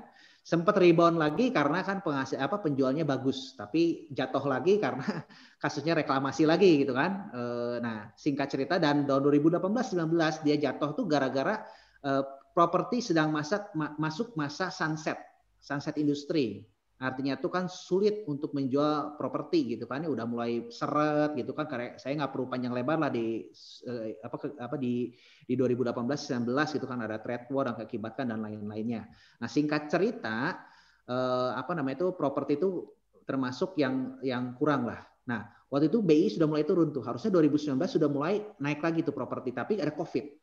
Ya, COVID jebret turun gitu kan, akhirnya penjualan properti, tapi sekarang jelek atau tidak? Ternyata tidak. Ternyata banyak middle income kita yang simpen uang tuh nggak mau belanja, nggak pada keluar traveling, simpennya di tabungan semua gitu, bingung. Akhirnya pada beli properti salah satunya gitu kan, makanya marketing salesnya si Agung Podomoro ini termasuk masih lumayan gitu kan. Nah, ini kita bisa lihat sebenarnya tahun depan harusnya dengan BI rate makin rendah, ya, Agung Podomoro ini salah satu yang diuntungkan lah propertinya kalau kita sebut. Karena kenapa? Agung Podomoro ini terdiversifikasi jadi beberapa sektor ya. Bukan sektor. Jadi segmentasi. Ada yang mungkin middle up, ada yang middle gitu kan. Nah, dan dia cuma punya land banknya termasuk salah satu land bank yang cukup besar dari Indonesia ya, termasuk dikenal juga dan punya juga mall-mall banyak dan segala macam. Agung Podomoro ini ya termasuk dikenal lah kalau kita sebutnya. Nah, GCG-nya tadi kan dengan KPK-nya sudah mulai berakhir, ekonominya sudah mulai beres gitu kan, reklamasinya mungkin sudah mulai ada titik terang, izinnya sudah mulai dikeluarkan, utangnya sudah dinaikkan ya ratingnya. Karena kenapa? Hutangnya sudah mulai beberapa aset dijual dan pemiliknya sudah melakukan right issue. Right issue-nya nggak tanggung-tanggung di harga 240, semua dimakan semua sama si pemiliknya. Nah, sedangkan harga sekarang masih di 200-an ya, pemiliknya aja berani beli di 240 harga right issue-nya. Nah, itu jadi katalis menurut saya untuk kedepannya dilihat bahwa Agung Podomoro Land ini pemiliknya juga makin menambahkan lewat right issue kepemilikan sahamnya, berarti makin pede dengan perusahaannya dia gitu kan kalau kita lihat. Nah, katalis tahun depan kita lihat BI rate jelas ya. Yang keduanya juga adanya Omnibus Law. Omnibus Law itu kan memudahkan untuk asing untuk belanja gitu kan, untuk beli properti gitu kan, seperti apartemen dan segala macamnya. Ini akan jadi momentum yang baik. Oke, yang mudah-mudahan bisa menjawab sih. Ya, thank you, Dre. Kalau investor gitu, Pak, penjelasannya panjang, Pak. Ada 4 huruf juga panjang gitu. Ya, sekarang saya mundur giliran. Kok Budi kok, silakan kok, 2 pilihan kok.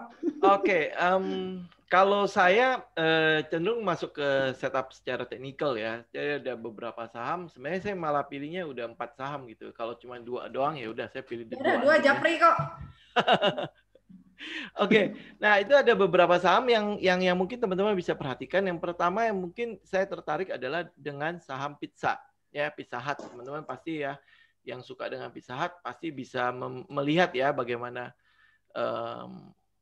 saya bilang apa ya trik marketingnya selama dengan waktu pandemi. Dia di pinggir-pinggir jalan atau mungkin dia pakai mobil Avanza atau bahkan sampai motor pun dia nongkrong di pinggir jalan bisa membeli pizza 4 loyang dengan harga 100.000 gitu ya. Dan secara teknikal kita lihat dari pizza itu hampir membentuk cup handle-nya yang belum ada gitu. Nah, kalaupun nanti dia membentuk handle sekalipun, ya, saya pikir ini akan bergerak dulu sampai ke sekitar 910, terus habis itu mungkin akan pullback sedikit ke harga-harga sekarang ya. Jadi kalau saya boleh bilang buying areanya itu ada di sekitar 790 sampai 850 gitu ya. Buat teman-teman yang konservatif, ya tunggu aja dia breakout dari sekitar 900 atau 935. Itu mungkin area yang cukup baik untuk mereka yang konservatif untuk memastikan bahwa trennya itu akan berlanjut atau enggak. Nah, secara setup yaitu dia saya ngelihatnya masih membentuk pattern.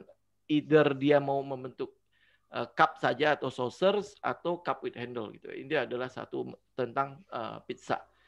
Dan pizza ini juga teman-teman juga mesti perhatikan ya sentimen vaksin ya. Kalau vaksinnya udah berhasil, otomatis dia juga akan kembali mungkin ya kembali balik ke harga semula atau bagaimana. sentimen itu teman-teman harus perhatikan dulu, itu satu. Yang kedua adalah saham tentang otomotif, ya, tentang otomotif.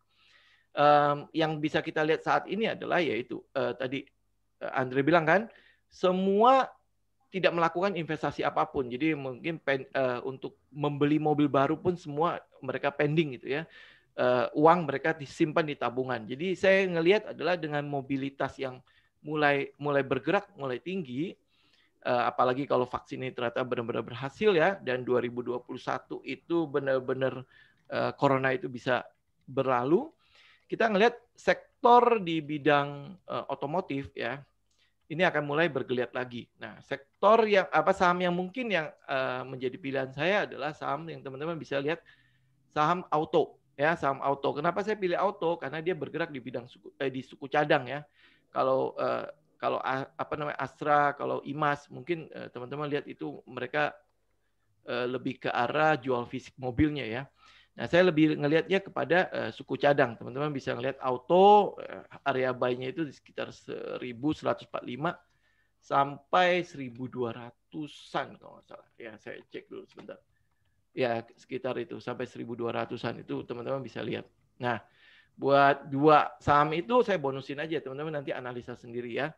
Yang pertama, yang ketiga itu yang saya lihat itu adalah BEST. Yang keempat, teman-teman juga bisa perhatikan saham rokok nih, WIIM. Bismillah. Ya, itu aja. Bismillah. Oke, kita udah dapat berapa? 6 nih, dicatat ya. Dari bulan lalu kita lumayan kan lari juga ya. Ya, sekarang Pak Hendro, Pak, silakan Pak. Oke, bentar, saya hitung ya. 1, 2, 3, 4, 5, 6. Wah, banyak ini sebenarnya. Tapi ya udahlah, gua aja kata Ko Budi kan. Oke, teman-teman, saya sama kayak Ko Budi. Saya mau base dari ekspertis saya. Jadi saya adalah follower dari namanya William J. O'Neill. Kalau Anda mau tahu siapa itu, baca bukunya How to Make Money in Stock. Tos, Pak. O'Neill itu ada pola yang langka namanya high tide flag. Ya, sekarang mungkin udah mulai ngetop itu. Saya yang udah mulai 2018 mulai ngomong pertama kali. Sekarang semua orang ngomongin sampai kalau nggak HTF katanya pasti turun. Ini salah banget gitu. Ini HTF itu cuma satu pola, teman-teman. Kalau itu nggak jadi gagal, bukan berarti terus kalau nggak HTF buang, Pak. Ya nggak, masih ada ratusan pola lain yang bisa bikin saham naik. Tapi HTF ini saya mesti terangin dulu supaya teman-teman yang belum tahu bisa tahu ya. Pola ini itu kalau di bukunya Thomas N. Bulkowski, itu adalah Encyclopedia of Chart Pattern, dia sangat jatuh cinta dengan pola ini karena pola ini nggak pernah gagal. Sekali dia confirm 100% pasti lewat 5%, 98% pasti lewat 10%, kemudian di masa bullish dia cetak cuan at average 69%. Jadi tahun ini sudah ada. Nah, susahnya pola ini nggak muncul setiap hari, nggak muncul setiap minggu. Jadi untuk bentuk pola HTF ini Anda minimal nunggu 8 minggu dari awal sampai akhir. Itu paling cepat. Bisa sampai 12 minggu. Jadi 2 bulan, Pak, 3 bulan nunggu. Waduh, kelamaan. Iya memang, tapi sekali terbentuk itu luar biasa. Pernah nggak 2019 itu nggak ada, setahun nggak ada satupun terbentuk. 2018 itu IMAS, Anda lihat sendiri IMAS dari berapa dia mulai break sampai ke atas. Nah di 2020 lumayan banyak. September kemarin ada 3, Bull, Crash sama Agro. Bull, Crash Anda bisa lihat sendiri naiknya berapa. Agro sampai sekarang belum beres, sudah beggar. Itu belum selesai HTF-nya. Jadi karena mau ngomong 2001 panjang, saya pakai pola yang juga weekly panjang gitu ya. Nah, kemarin Jumat itu ada 2 saham yang nutup close-nya itu confirm HTF. Satu saham yang udah cerita buang, nanti saya terusin perjuangan cerita gitu ya, maju terus gitu ya. Asri juga kemarin harusnya close 272 minimal, dia close 278 confirm. Yang kedua juga sahamnya Ko Budi yang udah dibuang, nanti saya teruskan juga ya, DKFT. Itu juga kemarin close-nya di atas 224, 226 atau 228 kalau nggak salah. Itu 2 saham yang HTF confirm. Nah, itu aslinya kalau saya suruh milih, kemarin ada milih, Pak, saya nggak mau dua-duanya, saya milih satu. Saya milih Asri. Ya, Asri kenapa? Satu yang jelas masalah utang luar negeri segala macam banyak, dalam dolar itu juga akan membantu, dan ada beberapa corporate action ya ke depan yang bisa membuat Asri ini ya kalau 300 up aja pasti lewat gitu ya, 350 pasti menurut saya sih masih bisa. Dan kalau secara HTF benar dengan fakta-fakta yang udah ada, ya mestinya sih sampai 50% mestinya bisa. Itu yang pertama, salah satu lah ya, ASI DKFT. Kalau DKFT ini kadang-kadang bandarnya baperan ya Ko Budi ya. Jadi kalau naik sedikit banyak yang ikut, bantingnya nggak karu-karuan. Jadi saya kalau teman-teman yang baru yang mentalnya masih agak-agak gimana ya gitu ya. Jadi itu ya udahlah, jangan DKFT, pilih asli aja yang lebih stabil. Tadi juga Ko Andre juga ngomongin asli atau APLN gitu ya. Sama aja, ini asli juga lebih menarik buat saya. Saya baru masuk kemarin pada saat closing, saya lihat udah kira-kira pre-closingnya udah kira-kira nutup di atas 272. Saya baru makan kanan kemarin, baru tutupan kemarin. Semoga ya benar lah gitu ya, karena selama ini saya menemukan selama 10 tahun ini kalau soal HTF ini saya belum pernah menemukan yang gagal, dan itu mungkin cocok dengan apa yang dibilang oleh Thomas Bulkowski yang dia bilang I'm really fall in love with this kind of pattern gitu ya, karena dia nggak pernah gagal juga untuk pakai pattern itu. Yang kedua, saham yang kedua itu adalah sama seperti saya ucapkan adalah masalah saham CPO. Ini menurut saya masih lagging. Jadi kalau teman-teman mau yang seneng panjang ya untuk ngumpulin pelan-pelan gitu, menurut saya sih ya bolehlah Anda melirik CPO karena harga CPO-nya udah mau balik all time high selama 8 tahun, 2012 ke saya 8 tahun. Sementara sahamnya masih off-nya itu sampai 100% lebih. Asli itu 1270 sekarang, waktu 2012 3150. Mungkin ini nunggu sentimen saham ke depannya. LK ke depannya. Jadi kalau LK-nya keluar bagus, kemudian mungkin bisa akan naik. Jadi LSIP, ALI atau beberapa saham, Anda cek aja beberapa saham lain yang mungkin ketinggalan gitu ya.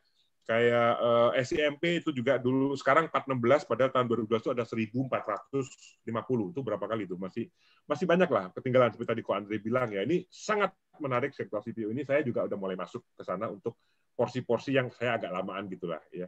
Meskipun porsi-porsi yang trading ya tetap aja nanti lihat in and out-nya juga lebih cepat. Saya rasa itu Ci. Kalau tadi kan jelasnya cepat ya dia nggak lama. Nggak apa-apa kalau nyebutin saham selama lama juga Pak, ditungguin Pak. Kan 2 aja, itu 23 itu. 23. Pak, mungkin kalau lagi bullish memang banyak pola-pola HTF itu ya Pak? HTF garis keras jadinya ya sekarang semua banyak kan? Ya, kalau HTF tetap nggak banyak sih. Dia emang polanya susah sih harus. Memang hanya di bullish saja dia muncul. Di bullish ya, kalau, bullish karena bullish saking bullishnya jadi ada muncul beberapa karena kan jarang. Betul. Kalau sekarang ini sangat bullish kayak sekarang ya pasti akan muncul beberapa. Ini udah 5 berarti kan tahun ini kan. Tahun lalu tuh nggak ada. Tahun lalu kan karena marketnya flat aja gitu ya, turun naik gitu-gitu aja. Ya nggak ada. Setahun bersih satu pun nggak ada. 2018 hanya satu, Imas. Sekarang ini begitu Maret anjlok, kemudian dia mulai naik, September mulai muncul tuh bull keras, kemudian agro sampai sekarang belum beres juga. Nah kemarin muncul lagi asli di KFT. Ya ada beberapa lagi yang kita tunggu yang menurut saya itu adalah HTF yang sempurna lah, perfect HTF karena dia bikin bis dulu naik, kemudian dia breakout dia. Nah beberapa yang kemarin saya incer cukup sempurna tuh gagal karena dia kecepatan breaknya itu adalah Imas sama Harum. Itu 2 yang saya sebenarnya gadang-gadang. Kalau Imas kemarin nggak break, kemudian break yang di depan itu saya bisa taruh betul cukup banyak situ karena saya yakin pasti itu akan up-nya cukup tinggi. Oke, thank you Pak Hendro. Kalau ditanya lagi keluar lagi ini 4 nama. Ada nanti di grup adalah gitu. Iya, Sis Rita, silakan Sis Rita, pilihannya apa? Buat aku tahun depan yang menarik itu salah satunya Telkom. Yang tadi saya sudah bilang ya karena dampak daripada Omnibus Law tadi, karena Omnibus Law kan ada sharing frekuensi, itu akan menarik buat Telkom. Kemudian kemarin bos BUMN, Pak Erick Thohir ada bilang bahwa dia menginginkan market cap untuk Telkom itu balik ke 450 triliun. Translate angka 450 triliun, kisaran itu sekitar 4.500. Kemudian kayak digitalization dia juga mulai masuk untuk SPBU, sama untuk vaksin juga udah mulai pakai digital apps dari Telkom. Kemudian potensi untuk dari yang Spektrum kemarin ya, dia juga ada potensi untuk memenangkan Spektrum kemarin sama kemungkinan IPO anak usahanya Telkom tahun depan. Ya Mitratel itu bakalan unlock the value of the Telkom itself ya. Jadi itu bagus banget. Istilahnya ini company-nya bagus, harganya masih rendah, tahun depan masih banyak story. tidurnya juga kita tenang, nggak deg-degan. Jadi itu akan sangat buat, apalagi kalau misalnya kita sebagai sales, kita rekomen ke klien, klien pasti senang karena barangnya bagus. Terus kemudian yang menarik dari sana juga biasanya akhir tahun, ini kalau buat bonus buat akhir tahun, biasa Telkom akhir tahun suka mengalami window dressing ya. Kemudian saham lain yang aku suka untuk tahun depan mungkin adalah Pegas ya. Pegas itu karena kemarin ada banyak sekali volume Pegas ini kemarin November ini baru keluar. Man on man-nya tuh naik kenceng banget. Kelihatannya ini industri mulai ada kenaikan demand untuk Pegas. Dan kemarin itu kan baru di-upgrade juga sama salah satu broker menjadi 2.000 karena dia punya performa dari laporan keuangannya itu bagus banget. Jadi kemudian ada berita lain yang mensupport kemungkinan untuk kinerja dia. Beberapa industri yang memiliki harga murah yang sebesar $6 MMBTU itu kemungkinan akan dinaikin karena mereka kayak udah dikasih support, udah dikasih harga murah, tapi ternyata kinerjanya nggak bagus. Kalau kayak gitu nanti akan diambil kembali ke apa yang kayak privilege itu akan diambil kembali atau dialokasikan ke sektor usaha lain. Dan ada kemarin juga baru tanda tangan Pegasnya dengan Japan Impact. Jadi banyak banget sih katalis-katalisnya. Dan harga awal tahunnya dia tuh masih 2.100 ya kalau nggak salah. Saham LQ45 yang tahun ini yang paling nggak perform salah satunya itu Pegas. Jadi kita bisa beli buat akhir tahun, juga bisa buat awal tahun depan. Karena tahun depan ya selain kita berharap adanya misalnya tuh vaksinnya pun berjalan, orang akan beraktivitas, konsumsi akan balik, dan ekonomi akan berputar, demand untuk gas untuk menunjang industri tertentu atau industri lain akan balik normal, akan bagus sih. Jadi ya dua, tapi ada satu yang kayak sebenarnya sahamnya udah naik dan kita udah bahas yang kemarin, yaitu agro. Tapi aku nggak rekomen masuk ya sekarang karena harganya udah tinggi banget ya. Kecuali beritanya udah keluar. Beritanya ini belum keluar, jadi masih, tapi harganya udah rally karena banyak rumor yang memberitakan bahwa ada potensi kayak Penggadaian sama PNM potensi dimasukin, tapi ini hanya rumor ya. Sama yang berubah menjadi bank digital itu karena kita udah melihat bahwa dia sudah mulai kerjasama dengan beberapa fintech untuk pengembangan di sektor banking digital. Ya itu aja sih kalau saya mah. Oke, thank you Sis Rita. Semua udah ini dicatat ya, semua yang udah dengar ya. Disesuaikan sama risk profile masing-masing. Dan semua ingat ya, ini disclaimer on. Jangan dibeli semua tanpa perencanaan. Hajar semua HK Senin. Atau nanti ada koreksi jadi disclaimer kebanyakan stok. Itu diperhitungkan dulu sebelum masuk, kira-kira kita cocok nggak dianalisa ulang. Karena ini bukan rekomendasi ya semua saham yang kita sebut hari ini ya. Nah, itu. Ini saya coba jawab beberapa pertanyaan ya. Coba ini saya dari bawah aja ya. Sore Cirita, saya mau tanya untuk saham TINS, bagaimana prospeknya? TINS bagus kan? Kan kita kan story-nya tahun depan masih berkutat soal EV, electronic vehicle. EV itu kita kalau misalnya nyolder pakai TINS, jadi ya demand untuk timahnya itu masih akan naik ya, jadi itu masih akan bagus banget sih. Kemudian ya komoditi, biasanya kalau US dollar melemah, komoditinya juga akan menguat. Jadi untuk saham timah itu masih sangat prospek banget sih. Oke, ini ada yang tanya lagi. Saat market rebound kenceng seperti sekarang, kapan saat terbaik untuk exit? Ini mungkin ke siapa ya? Coba kalau ini Pak Hendro jagoan teknikal. Ya, Pak Hendro, silakan Pak. Ya, keluarnya kan memang belinya gampang, mengawali itu gampang, tapi mengakhiri itu susah, lebih susah ya. Ya. Nah, kita putus ini lebih susah. Nah, ini jualan juga lebih susah ini. Ya. Silakan Pak. Kalau technical sebenarnya nggak susah. Kalau Anda tahu caranya beli trading saham secara technical, kalau pas beli kan Anda harus punya trading plan. Stop loss di mana, targetnya di mana. Keluarnya kapan ya? Kalau kena target keluar gitu aja kan, as simple as that aja kalau buat technical. Tapi kadang-kadang teman-teman kalau ntar saya keluar tiba-tiba ditinggal lagi Pak, itu kan Saya ditinggal lagi sayang-sayangnya, itu repot itu kalau pertanyaan kayak gitu ya. Jadi ya sudahlah gitu. Kalau emang Anda kena TP, Anda keluar, masih banyak saham yang lain lebih cantik. Gitu aja. Atau kalau mau Anda following pakai trailing stop, itu aja. Begitu naik agak tinggi, pasang trailing stopnya, naik terus ke atas. Sekarang udah banyak kok cara-cara untuk trailing stop itu. Boleh Anda carilah di video-video itu gimana caranya, berapa persen segala macam, atau sesuaikan aja dengan profil Anda masing-masing, relanya berapa gitu kan, proteksi cuannya sampai berapa Anda mau. Jadi kalau Anda trader sebenarnya mudah karena kita lebih gampang untuk menentukan. Nah, cara menentukannya gimana kan? Kan banyak juga yang tanya, ya belajar, ikutlah lihat YouTube atau ikut grup-grup gitu ya, teman-teman belajar untuk menentukan di mana meletakkan stop loss dan TP yang benar. Pakai apanya itu sekian ratus indikator Anda bisa pelajarin mana yang cocok dengan Anda pakai gitu ya. Jangan cuma sekedar meniru orang yang Anda anggap jago kemudian saya pengen jadi dia gitu, I wanna be like him. Karena Anda nggak bisa, teman-teman. Anda mesti punya trademark atau ciri khas sendirilah gitu ya. Jadi kalau mau niru boleh, tapi ya pakai ATM. Jadi Anda amati, Anda tiru, tapi Anda modifikasi sesuai dengan ya jiwa Anda dan needs Anda dan risk profile Anda.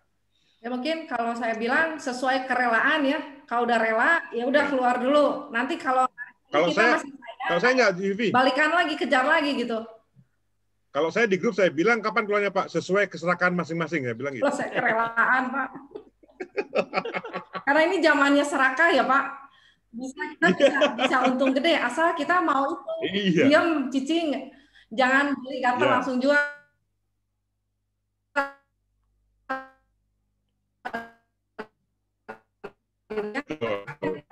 Itu kan selalu ingetin. Saya mau ingetin juga. Jadi kadang-kadang teman-teman itu kalau nyangkut gitu, mau sedalam apa kuat banget nahannya gitu, kekop terus gitu, nggak dijual-jual gitu kan.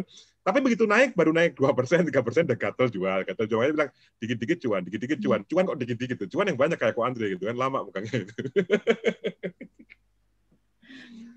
Ya, ini ada pertanyaan. Prospek deal bagaimana Andre? DILD ya, DILD sebenarnya bagus ya, jadi dia GCG-nya oke. Land banknya termasuk oke, dia diversifikasi ke kalangan menengah atas, sebenarnya akan diuntungkan dengan omnibus law ya, dengan omnibus law. Harganya juga murah ya, jadi prospeknya oke ya. Tapi ada satu hal yang cuma mengganjal di saya aja di cash flow-nya ya, cash flow from operation-nya terus negatif, jadi itu yang membuat saya nggak masuk di deal. Ya saya lebih pilih APLN atau ASRI tadi Pak. Ya saya tunggu di pom-pom sama Pak Hendro. Tunggu Pak Hendro ngangkat harga grupnya. Oke, ini ada yang tanya lagi nih, kapan set TP untuk swing trader secara teknikal? Nah ini buat Ko Budi kayaknya nih. Ko Budi. Gimana sih? Kapan TP? TP gini. Trader secara teknikal. Oke, kalau secara teknik buat swing ya, saya sih lebih ke arah position ya. Kalau teman-teman udah dalam posisi swing, kalau buat saya lebih ke arah mengikuti tren tersebut dengan trailing stop gitu ya. Tapi kalau misalnya teman-teman mau lihat swing itu kapan TP-nya, itu pada saat kurang lebih kalau secara teknikal dia membentuk base atau membentuk konsolidasi kembali di atas ya, teman-teman bisa keluar dulu. Yang saya sering bilang itu sebagai time stop gitu ya. Jadi time stop karena dia udah membentuk base, membentuk konsolidasi. Biasanya itu ada waktunya tuh mereka membentuk konsolidasi. Nah daripada uang kita ketahan di situ, cuman dia bergerak sideways atau konsolidasi, kita keluar dulu sembari kita tetap memantau itu untuk nanti masuk lagi. Jadi kalau untuk swing ya teman-teman lakukan ya pada saat dia naik dan dia membentuk konsolidasi, biasanya kita keluar. Atau yang kedua, teman-teman ikut seperti Pak Hendro bilang, ikut dengan trailing stop ya, ikut dengan trailing stop. Nah, kalau buat saya punya dua metode untuk trailing stop. Pertama, kalau misalnya teman-teman bisa menggunakan persentase. Persentase saya biasanya itu adalah 11% di bawah floating profit. Itu biasanya saya ikutin dengan trailing stop. Kenapa 11%? Karena 11% itu adalah sebuah jarak yang menurut pengalaman saya itu jarak yang cukup untuk memberikan si harga ini bergerak ya untuk swing, untuk melakukan pullback gitu ya. Jadi 11% cukup bagus untuk angka yang ideal untuk teman-teman bisa melakukan trailing stop gitu untuk ngikut ke atas. Kurang lebih segitu, Ci. Oke, thank you Kak Budi. Semoga menjawab. Ini ada yang nanya, saham Akra bagaimana Bapak Ibu Omnibus Law mendukung industri dan masih ada tanah di Gresik? Istri pernah sama CEO Akra ya? Akra ya dari waktu kemarin saya ngadain Zoom bareng udah naik banyak sih ya, tapi upside-nya masih ada sih. Mungkin sekitar balik ke harga 4.000-an sih masih bisa ya, karena memang dia ada tanah yang bisa dijual untuk lahan industri, sama dia punya beberapa ya dia juga proxy untuk kalau misalnya economic recovery, vaksinnya berjalan, orang beraktivitas lagi ya itu orang akan keluar-keluar lagi ya, dia punya kayak yang penyaluran untuk bensinnya itu ya, bisnisnya itu juga akan bagus sih. Jadi ya dengan harga sekarang pun walaupun udah naik, aku rasa itu masih ada upside sih ya, bangsa balik ke 4.000 kalau untuk jangka panjang dan buat invest. Kalau buat trading ya sekarang nggak tahu deh, harga sekarang mungkin agak sedikit ketinggian kalau buat trading ya, kecuali buat invest ya, buat simpan jangka panjang. Oke, Rita, kalau Akra kan itu penyaluran SPBU kan. Nah di SPBU-nya ada tempat cas mobil listrik atau itu apa motor listrik gak sih? Kan sekarang nanti kan trennya kita ke sononya kan kayak begitu. Nah si Akra ada plan kayak begitu nggak? Kayaknya belum deh. Seingat aku kemarin dia cuma bilang dia ada bikin SPBU dengan merek apa ya, SP ya kemarin ya. Dia ada kerja sama. Jadi dia juga punya SPBU loh sendiri. Tapi BP banyak kan masih di luar SP kan? BP, masih, yang sama Malaysia BP ya? Itu kan? Iya, sama ya banyak kan masih di luar Jakarta ya. Ya bukan di Jakarta lah intinya kayak gitu. Jadi ya masih bagus sih pokoknya. Banyak katalis ya, juga emitennya juga cukup rutin membagikan dividen karena ini kan udah masuk, bentar lagi kita masuk tahun depan. Berarti tahun depan kita udah looking forward untuk dividen juga. Company-nya cukup bukan cukup, sangat bagus ya, good corporate governance, dividennya juga lumayan, bisnisnya juga akan terdampak dengan recovery ekonomi juga akan terdampak banyak. Jadi ya bolehlah buat simpen. Oke, thank you Sis Rita, semoga menjawab. Pak HM, ada yang nanya sahamnya nih. Pandangan Pak HM untuk HMSP secara teknikal masih oke nggak? Saya udah keluar ya kemarin HMSP begitu pengumuman cukai itu ya saya lihat gerakannya tape readingnya nggak bagus, saya segera out HMSP. Jadi sekarang saya nggak lihat lagi chartnya karena udah biasa kayak saya kalau udah selesai ya move on gitu ya, cari yang baru yang lebih cantik lah gitu. Jadi yang udah selesai. Rasanya saya nggak tahu ya, secara sentimen kok trade-trade ini belum naik ya, GGRM sama HMSP kena hantam palu si cukai ini. Mungkin agak orang expect-nya mungkin di masa pandemi ya 10% cukai masih oke lah, tapi kalau kena 17% kayaknya market agak nggak suka gitu. Kalau saya lihat dari chart-nya. Ke depan sih mungkin masih ada kemungkinan akan naik lagi. Cuman kalau traders benar fast trader, sebaiknya kalau saya sih saranin yang lain masih lebih banyak lebih baik. Tapi kalau untuk Anda yang mau swing atau mau mungkin invest, saya rasa sekarang HMSP juga nggak terlalu jauh dari bottom-nya juga. So masih potensial. But untuk fast trader saya rasa masih banyak saham yang lebih menarik. Oke, sekian buat saham Pak Hendro ya.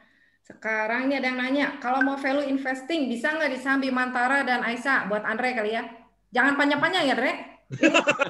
Ibu-ibu mau masak ini soalnya. Balik ke dapur. Bimantara prospeknya sebenarnya oke, tapi saya masih pertanyakan GCG-nya mungkin ya. Jadi kalau saya sendiri pribadi nggak masuk di Bimantara biarpun valuasinya murah. Itu singkat sih. Nah, kalau satu lagi apa sih tadi? Aisyah keren ya. Jadi Aisyah ini saya udah masuk dari harga 200 ya, tapi jadi sampai sekarang masih hold, udah 100% ya, mungkin hampir 100%, kemarin sempat 100%, sekarang turun lagi dikit. Aisyah ini memang dia semenjak diambil sama FKS Group, dia perusahaannya GCG sekali ya. Kalau saya prediksi sih harusnya kan utilitas produksi dia kan baru 55% ya. Jadi harusnya masih ada ruang 2 kali lipat lah minimal dari omset dia. Sekarang kan dia 1,5 T, harusnya bisa sampai 2,5 T ya. Jadi profit margin net NPM dia harusnya bisa 200 miliar ya. Kalau ngomongin 200 sampai 250 miliar, ROE dia harusnya bisa 20% tuh setahun. Kalau hitungan saya.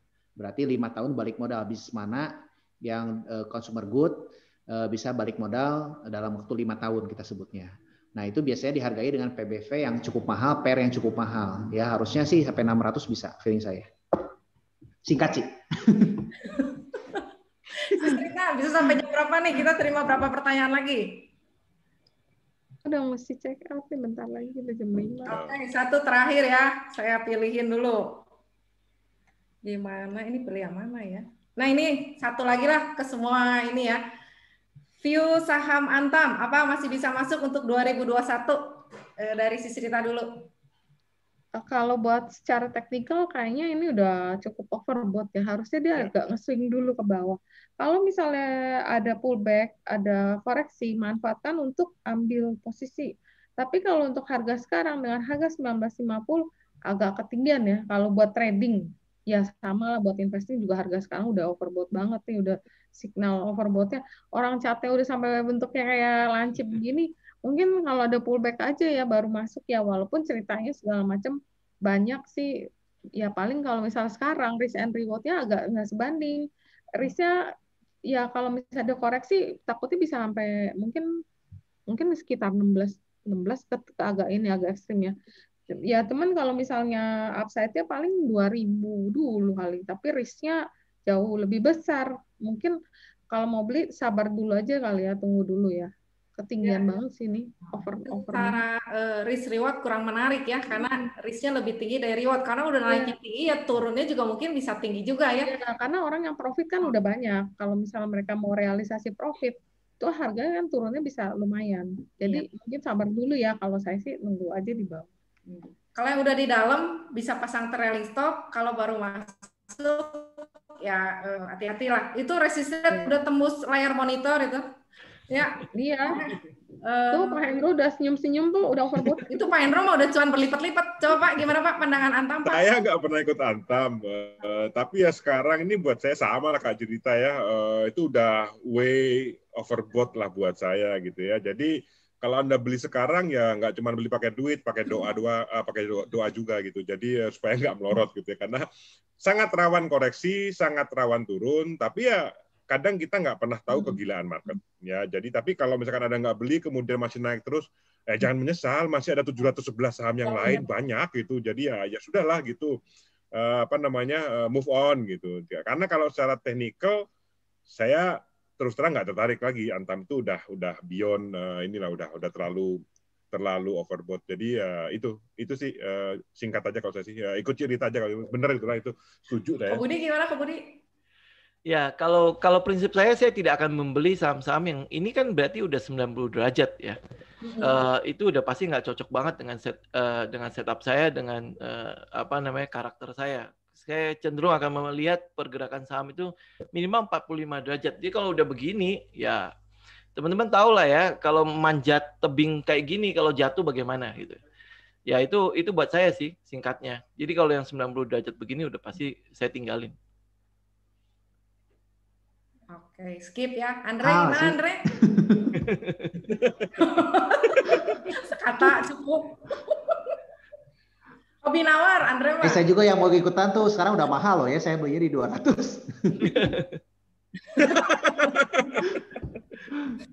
Ya kalau misalnya yang udah ada, mungkin bisa jualan nanti pas pecah 2000.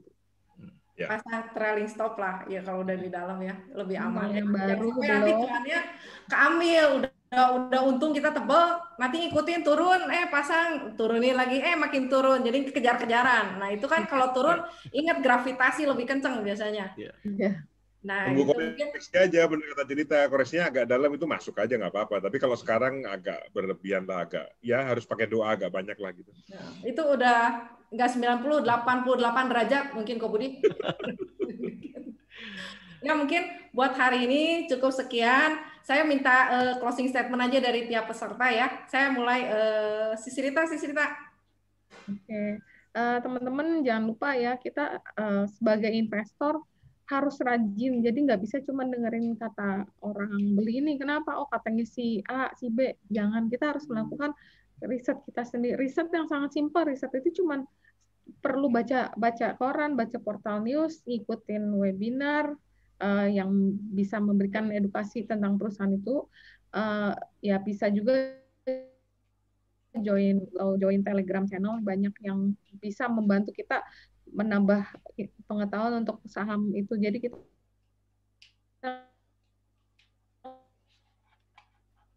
nggak punya terhadap saham itu sendiri. Jadi kita beli karena kita percaya saham itu akan naik, maka itu akan memberikan keuntungan buat kita yang cukup besar.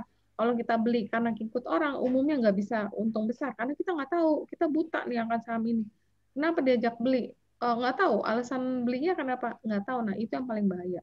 Jadi kalau bisa selalu baca, selalu mengadakan riset yang sangat sederhana dengan cara membaca, ngikutin webinar kayak begini, bincang-bincang pun kita membuka pikiran kita. Ya kira-kira gitu aja sih.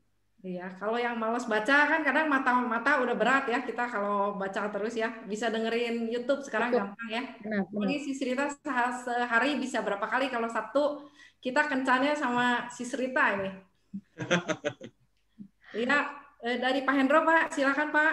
Oke, thank you Ci.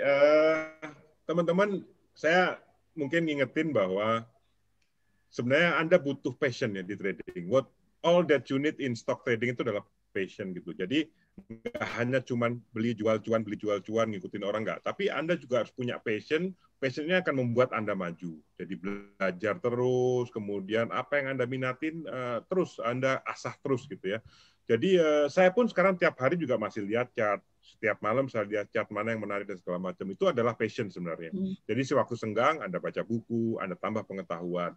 Itu yang pertama. Yang kedua, saya juga mesti ngingetin, meskipun mungkin nggak didengerin juga, karena saya tahu saya mengalami juga waktu saya masih newbie, kalau ada orang ngomong kayak gini, alah ngomong apa sih lu gitu ya. Nggak apa-apa, tapi saya akan terus ingetin bahwa yang baru masuk, Anda mengalami fase ISG yang sangat bullish. 50% dalam 6 bulan itu tidak terjadi setiap waktu, sangat jarang. Jadi kalau ada yang ngomong lempar sendal jepit jadi duit, ya benar. Even monkey can make money, ya benar gitu ya. Nah, ke depan akan lebih tough, akan lebih susah. Jadi Anda harus tetap humble. Waktu kecil dulu saya ada tokoh kartun namanya Garfield. Garfield ini selalu ngomong, it's hard to be humble when you are as great as I am. Jangan ya, jangan kayak gitu. Anda tetap harus humble. Market ini, saya bilang gitu. Jadi Anda yang lebih jumawa, Anda yang lebih sombong akan dihukum market lebih kejam. Itu aja sih saya ingetin. Jadi ke depan tetap belajar, tetap cari ilmu, tetap mengenali diri Anda yang bagus seperti apa, kemudian cari sistem trading yang paling cocok buat Anda. Insya Allah mestinya nanti cuannya akan mengikuti. Oke, itu aja, Ci. Oke, thank you Pak Hendro. Ko Budi, gimana Ko Budi?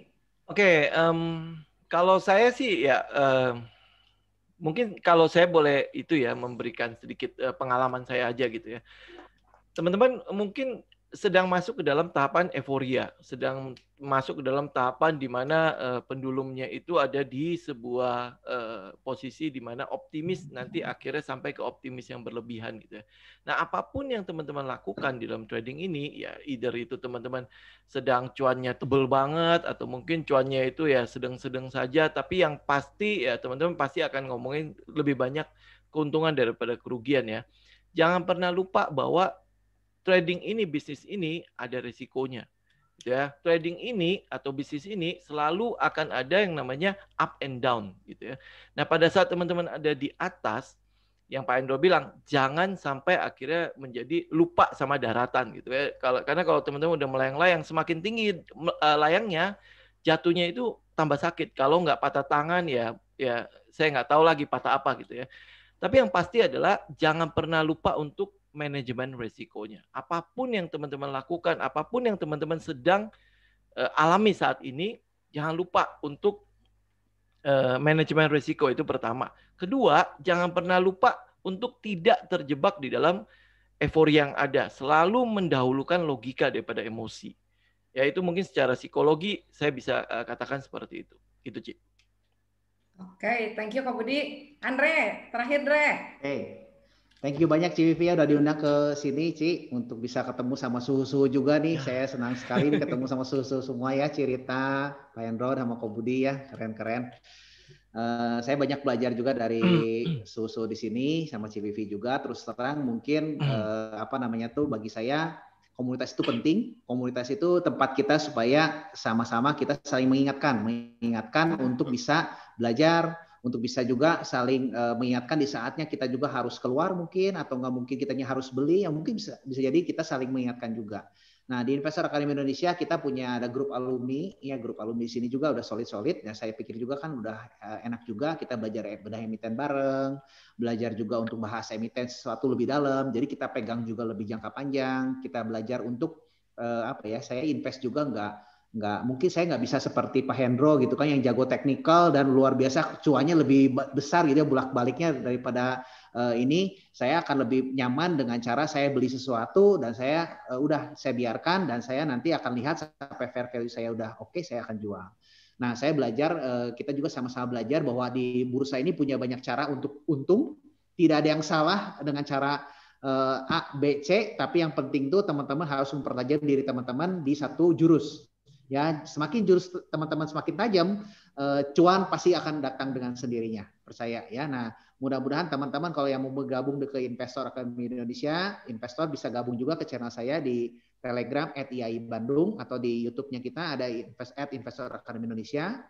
Ya, juga yang teman-teman ikut yang trader juga ini banyak juga suhu-suhu yang sudah keren-keren bisa gabung ke Pak Hendro The Traders. Ya, ada ITC juga banyak sekali. Saya juga gabung di ITC juga, ini keren informasinya banyak keren-keren. Ya, ada Ko Budi di Mind Trading Institute juga, ini keren banget ya. Jadi teman-teman juga bisa sama-sama saling berkolaborasi dan saya juga mengencourage teman-teman juga untuk belajar juga untuk hal-hal yang lain supaya mengenal bahwa dunia persahaman tuh sangat luas sekali. Oke. Ya, thank you banyak. Salam cuan semuanya ya. Oke, mungkin untuk hari ini saya tutup ya. Buat para narasumber, Sis Rita, Pak Hendro, Ko Budi, Andre, terima kasih ya. Nanti kalau saya undang lagi bersedia ya. Mungkin siap. Q1 atau mungkin kalau ada momen-momen ya. Ya, thank you. Oke, buat hari ini saya ucapkan terima kasih semua kepada para narasumber, juga kepada peserta, Bapak, Ibu, teman semua yang udah menghabiskan weekend-nya bersama kami semua. Ya, selamat berakhir pekan bersama keluarga.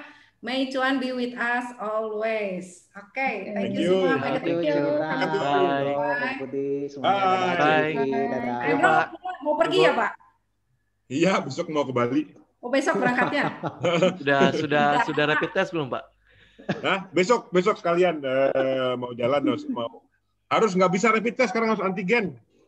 Oh iya. Tapi terakhir katanya sudah ini Pak, sudah diganti jadi rapid test aja Pak. Oh ya, saya nggak tahu malah. Saya mau nanti tesnya Surabaya, kan saya lewat darat, besok pakai mobil ke Surabaya, nginep sana, rapid test baru ke Bali lewat darat. Gitu. Mudah-mudahan sih aman-aman aja. Have fun, Pak. Have fun ya Pak ya. Ya, thank you ya, thank you. Sampai ketemu lagi. Titip topi di Banyuwangi ya Pak, mampir bentar ya. Oke. Cerita thank you ya, Ko Budi. Thank you, bye. Thank you, Ko Budi. Thank you, Andre. Dadah. Sampai ketemu lagi ya. Dadah.